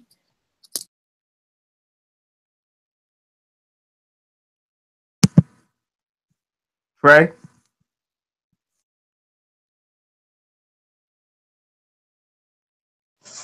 I when I saw this, I think you shared it with me on Facebook, Colin. I was just a little bit. I didn't know what to think at first because I'm like, I don't think I don't think it was necessary to kick somebody off the football team for having an opinion. Like, again, same thing with Jamil Hill. Like, these are people's opinions. Like, and to be kicked off of the football field, off the football team for kneeling. Come on, guys, really? I like it. It's amazing to me that what has happened in this country in terms of our love for this flag, for this national anthem. I don't understand it. I really don't. You know, I,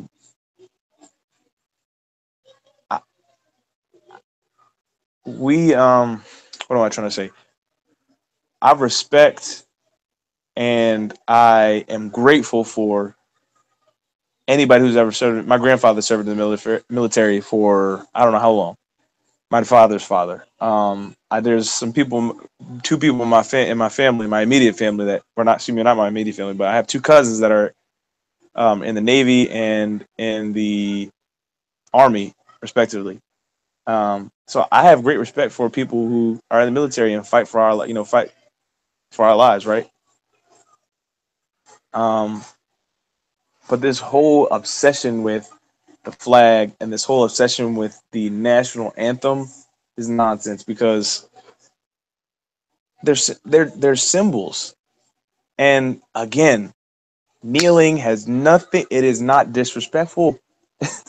You had a guy who's in the military who said it wasn't disrespectful.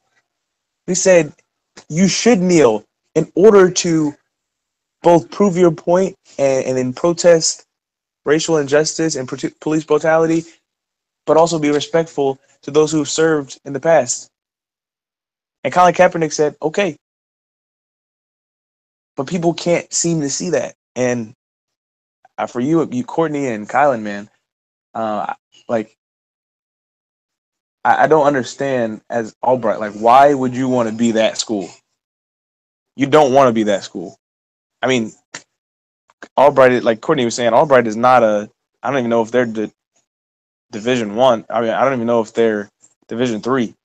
But they're not one of the top teams in the nation in terms of revenue for their football team or anything. So why would you want to put spotlight on? I mean, if any spotlight if there was any spotlight on Albright's football team, you would want it to be, oh, budding star on Albright's football team, has NFL promise, or Albright is doing, Albright's football team should they become a Division II team or something like that. You do as Albright as a football team and as a college, you don't want to be known as a college who kicked a player off the football team because he kneeled to protest something that's evil. That's the absurdity of it. These let's say that kneeling was disrespectful, right, to the flag, or was disrespectful to military veterans, or was disrespectful to the country itself. They're still protesting something that's evil. And people should see that, okay, I don't agree with how you're protesting, but I see that what you're protesting, the crux of the issue, is evil. So let's sit down and have a conversation like what the guy in the Navy and Colin Kaepernick. Let's sit down and have a conversation and figure out how we can protest this issue without disrespecting the country. And people have done that by kneeling, and it just doesn't seem like anybody gets it. Only a handful of people understand, this is how we should be doing it. And it's a shame that stuff like this is happening, but I mean, that's just the way it is.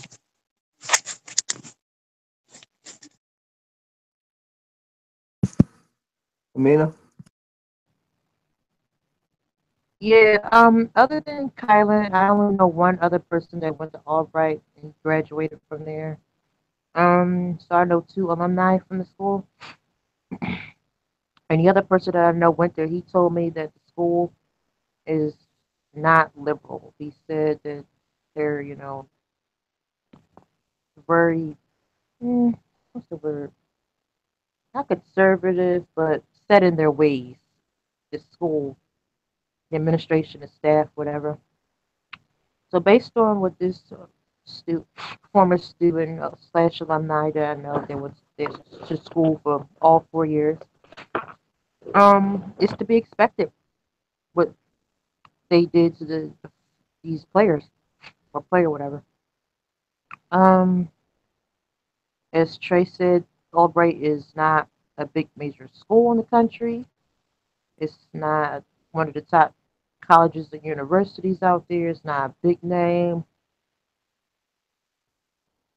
It's really only known to people who, have people in their lives or family members that went there or the school got referred to them.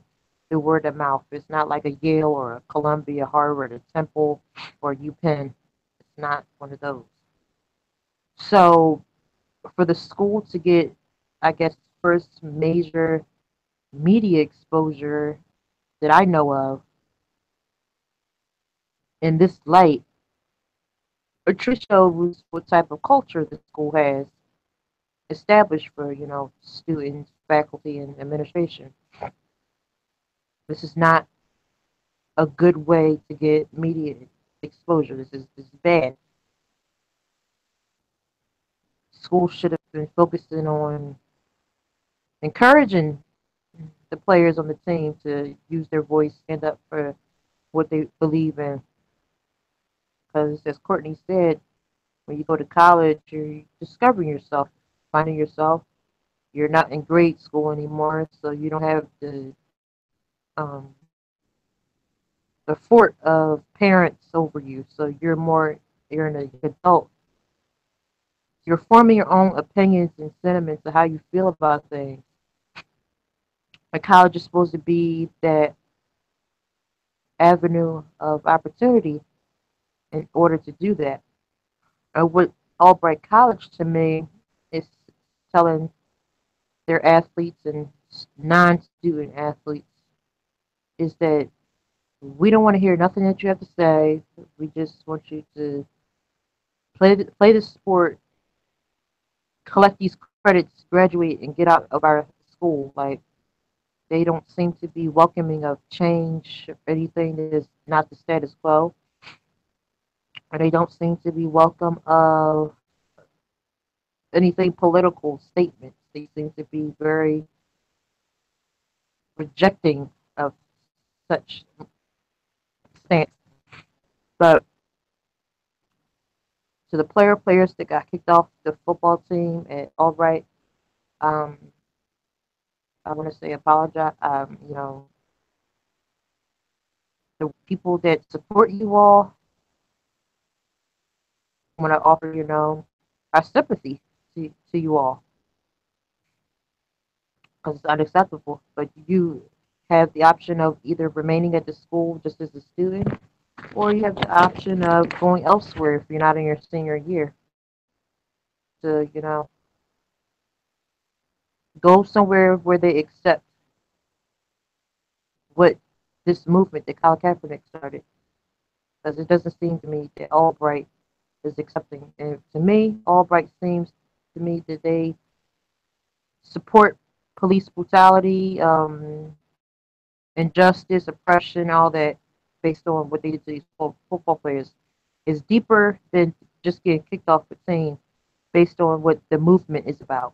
It seems to me that they're everything negative and not positive. So I don't know what's up with Albright, but this is not the way to get your first major media exposure. It's not the way. You could have did it better, but you didn't. So oh well. But I'm gonna let the Albright alumni member go off because he's been wanting to go off all week. So let it rip. Oh, Albright, Albright, Albright. With all due respect to everybody on this panel, I've walked that campus for 4 years. 4 years. If it wasn't for Albright, I wouldn't have been in Georgetown, and which would not have allowed me to meet Courtney and a couple of my other friends in there. So I owe a lot to that school. But I have never been more disappointed in my school. I feel like a parent. I've never been more disappointed in Albright College. Actually, that's a lie. I was disappointed last year in October when it took them forever. It seems like every October, right before homecoming or right after homecoming, Albright's disappointed me, right? Last year, it was the fact of you had a white girl and her black roommate and a friend running around here in blackface at a dorm at Albright. And somehow that made the Snapchat, that made the news. And I'm hearing from current black students, a black student that I knew there who graduated in May, that the climate has changed at Albright because when I was at Albright, sure we had some incidents, but there was not as much racial animosity there when I was there as it's changed in the last 2 years and stuff at Albright. There was no swastikas being put on dorms. There was no, I mean, we had one incident of that during my time there, but everything, it seems, is changing at Albright, and I'm not liking what I see. I'm really not. I don't understand why. And then, last weekend was my 5th-year reunion because I graduated in 2012. So it's been 5 years since I've been out of school, right? And I weighed whether to go or not. I ain't go. And I see I had a lot of professors that I have on Facebook. One of them is a photographer where he's not teaching history. He was telling us about the nice little, pretty little statement that the Albright football team, and it should be made, just to be fair to the school, right, that this was an Albright football team decision, not an Albright college decision. So bury your R, whatever, however you pronounce it, to the football team, the coach, Dave Marska, right? And when I saw the more in-depth story in the Tribune yesterday, or the day before that, maybe it was even this morning, when they said that the man, Jairi Durante, by the way, we stand with you, Jairi. I stand with you. This podcast stands with you. Your fellow black, most of your fellow black alumni and fellow current black students, most of them, well, I know most of the black alumni, we stand with you, right? And I'm ashamed, Like, I thought I could go off, but after hearing somebody's statement, I'm just going to stay monotone and try to stay monotone and not just go Fox News and just start yelling it into my web camera and into my speakers, right? I can't believe what I'm hearing when it comes to kneeling. Why of all schools, right? Why of all schools, of all the schools, everybody else handled this, all right, not relatively perfectly, but if they had something happen as far as them kneeling. Nebraska last year, they had players kneeling. The Nebraska Cornhuskers, a much bigger program in football, handled this way better than Albright College. At least with Nebraska, they ain't say nothing, right? They let their players come out. They kneel for the anthem. A couple of them got death threats. A lot of them got death threats from some alumni of the school, from students, from the community members and everything else. And the school came down hard, said, we accept all forms of protest, nipped it in the butt. What did Albright do? Albright let the football team have unilateral authority, right, to let this young man. Now, obviously, I'm not saying the professor was lying, but the statement lied because they were all like, we had done this as a unit. We've all decided. And I was all like, I'm pretty sure most of the African Americans on the team, now I don't know all of them. I haven't talked to them. It's pure speculation on my part. Weren't trying to kneel during the coin toss because to me, if you're kneeling before the anthem, it's a bastardization of the protest. You either do what Colin Kaepernick did. I said this last week. You either do what Colin Kaepernick did or don't do it at all, right? So, they don't do it for the anthem. They kneel before the coin toss. They send this nice, pretty little statement out which says, like, between the lines, there is no race. We're all going to kneel during the anthem. I mean, before the anthem, during the coin toss, blah, blah, blah. You can find the statement on Facebook. I probably shared it. So, I see the pictures. I'm all like, oh, that's cute. All right, I don't really like it, but that's cute. Then come, what day was that? Monday night, Tuesday night? I'm seeing a thing shared by a friend who's white about how a kid got kicked off the football team because of kneeling. And I was thinking, like, that can't be true. So I shared it, right? another one of my friends, my first RA when I was a freshman, she said, I talked to the mother, Kyle, and it's true. When I tell you I was so upset at Albright for just giving that unilateral authority to the football team, I could not believe it. How you going to give unilateral authority to a football team? You know, giving football teams, giving any athletic team, as we see the collegiate sports, any kind of unilateral power does not end well for the school. Now, to Albright's credit, and to be fair to them, the new president, who hasn't been inaugurated yet, that'll happen at the end of this month. She came out. She said they're changing policies. They talked to the coach, told him he cannot be making unilateral decisions like that. Him nor the people he selected, the team selected to put on the leadership council, cannot be making unilateral decisions like that go against the First Amendment. Why they had to wait till 2017 to figure that one out is beyond me. At Albright, the motto is a different way of thinking. Well, apparently at Albright, it's a different way of thinking, except when it comes to kneeling, because kneeling, especially to the coaches and some of the players at Albright College, is just unacceptable, right? But let's talk about this football team. This is the same football team that a couple of years ago was embarrassing my college because they had a freaking murder. And I'm really trying to keep this clean. A freaking murder go down on the football team because they had a freaking freshman with a corkscrew stabbing a black player and another white player in a freaking freshman dorm. And that is one of the things that the football team at Albright College has dealt with, right? That got somebody kicked off. That's understandable. But kneeling, though? Kneeling. That's where we're drawing the line at. My God. My goodness. We had this kid from Norristown, Pennsylvania, kneel during the anthem, decide to stand for something, go above the team. Now, I can understand because this happened in the pros before with the Pittsburgh Steelers, where they had somebody just do the opposite of what the team said they were going to do. They didn't suspend him. All he got was a conversation with the team, some of the black players, probably, and he changed his statement. He changed his tone.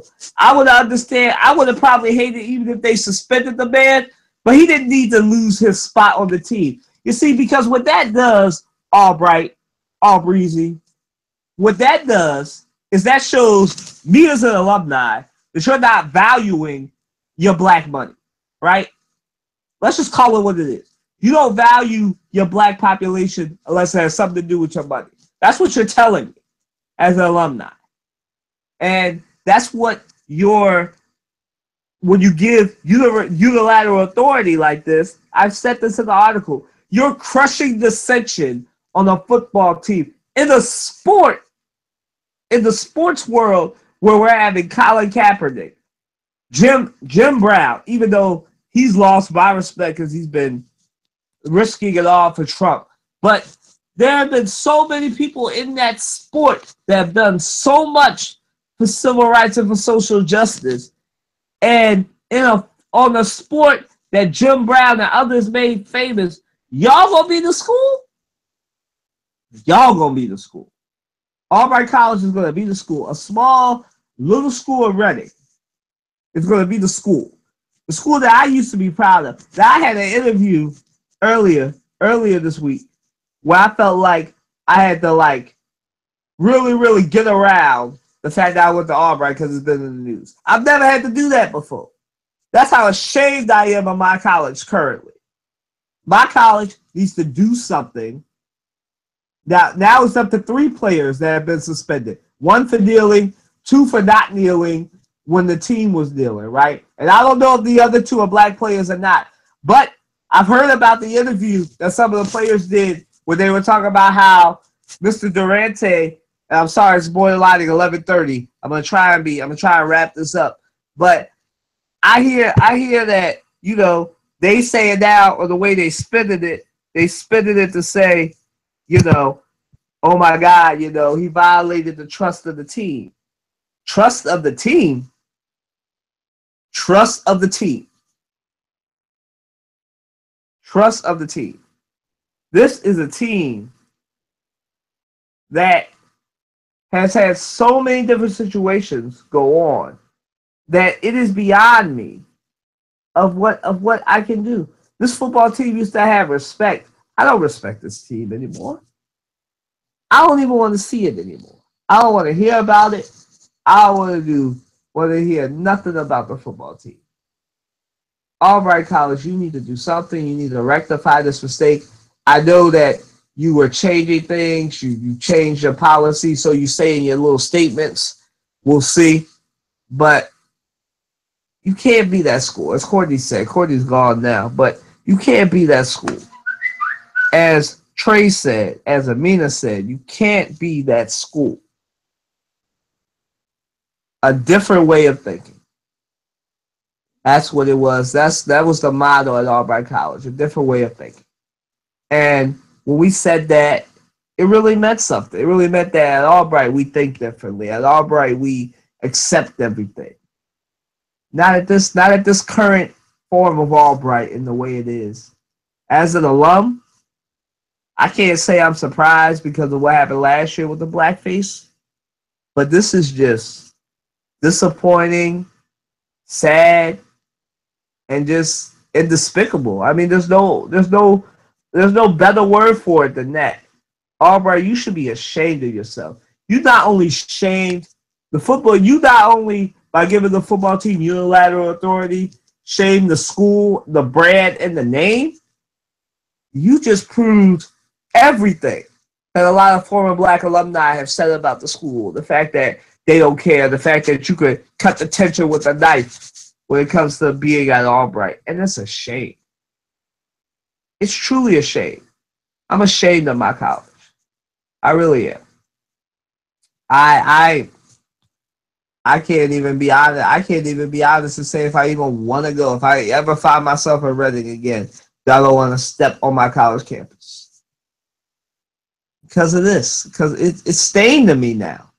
Y'all gonna have to do something really drastic to get a lot of us back in the fold. Moving along to end on a happier note because it is 11:30 and I want to be cognizant of Trey and Amina's time. I know people have to go to bed and work and do other things, so let's just cut to the chase. Eagles versus Panthers game analysis. I'm gonna start. The Eagles, they really missed Lane Johnson yesterday. Unfortunately, he had a concussion. From what I've seen, Carson Wentz has made some drastic steps. I'm very proud of his maturity and what I'm seeing of that. He's really taking on a leadership role. And the offensive line and Vitae, he did a good job outside of when he let Julius Peppers just go under him and cause a fumble. But, I'll be glad to get Lane Johnson back next Monday for our matchup with the team from Washington. I know I'm going to have to wait a whole week to talk about Eagles football again, but, it was a great game. The defense is vicious. I'm glad we got Fletcher Cox back because he really did make a heck of a difference yesterday. The offense is flying. Aguilar, I have to say, I apologize to Nelson Aguilar. I used to call you Aguilar Drop, but you were proven, at least in the first 5 games, or the 6 games now, to be an excellent player who has found his niche in the slot. And defensively, that's all I got to say about that. Trey?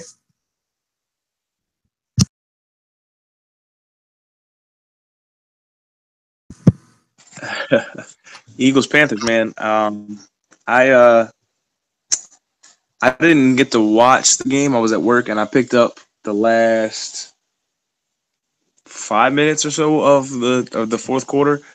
And I was just so excited, man. Be honest with you, I actually had this as a loss for the Eagles. I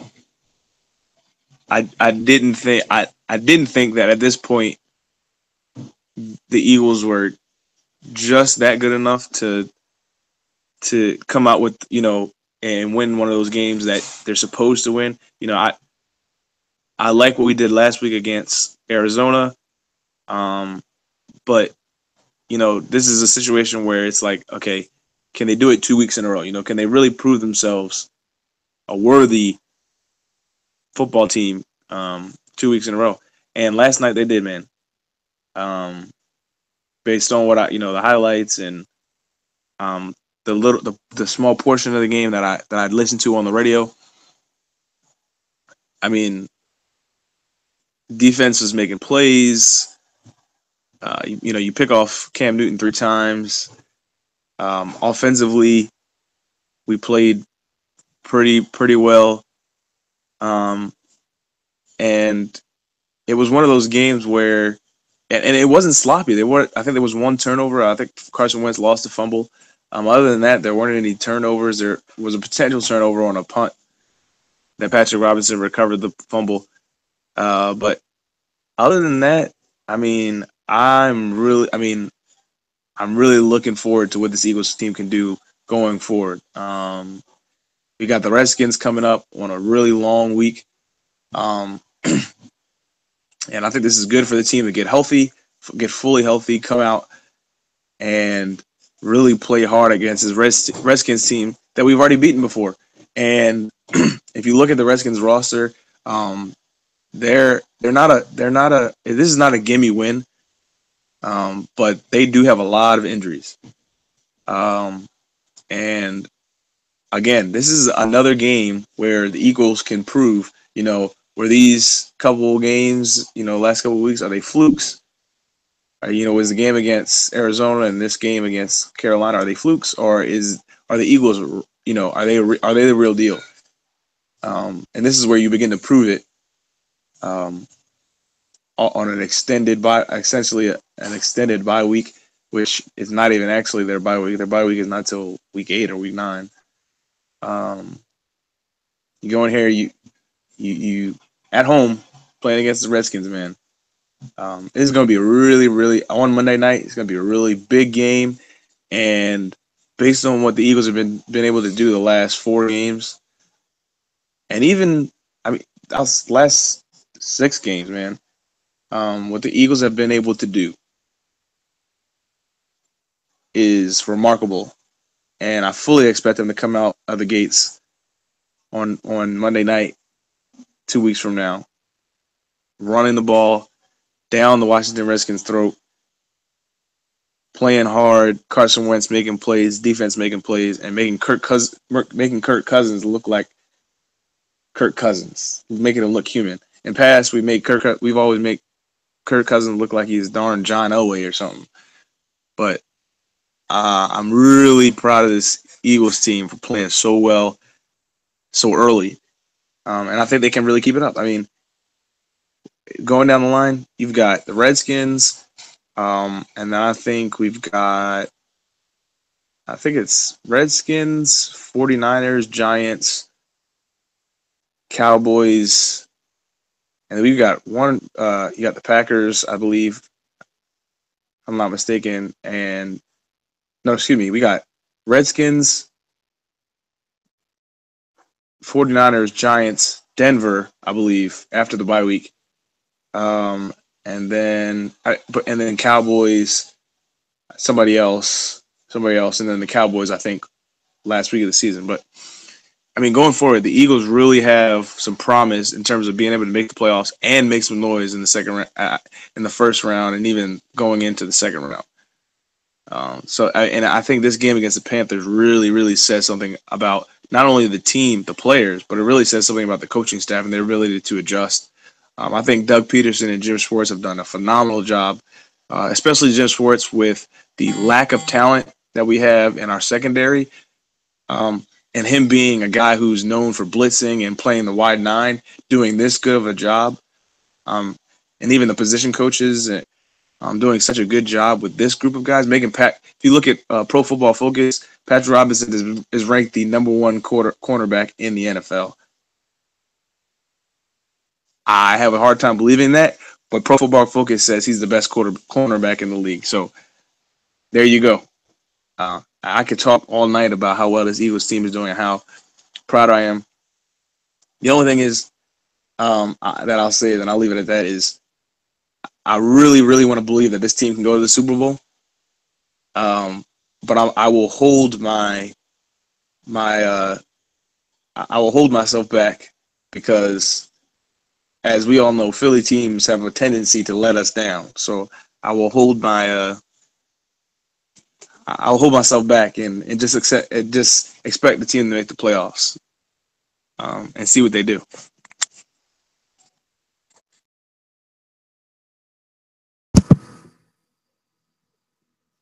Go ahead, Amina.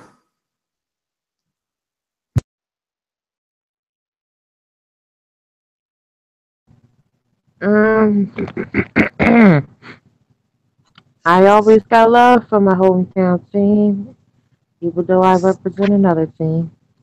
But this is one of the best seasons I've seen thus far from the Eagles. Um, they're doing way better than they did last season. I can tell you that much.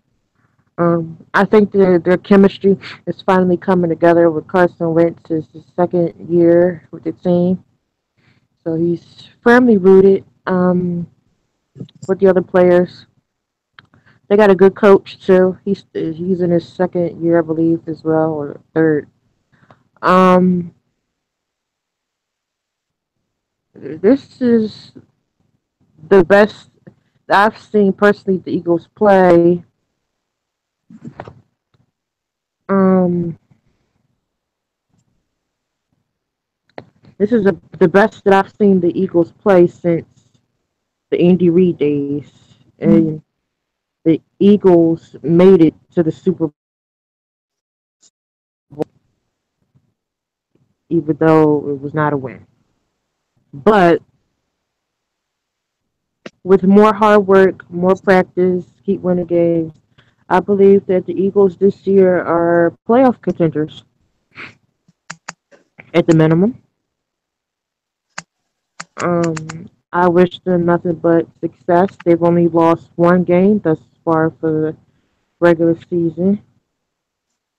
So all signs are turning towards better days ahead because the Eagles have seen some pretty dark days in recent years. But as, as they always say, it's a silver lining at the end of every tunnel. But the Eagles, as a Philadelphia native,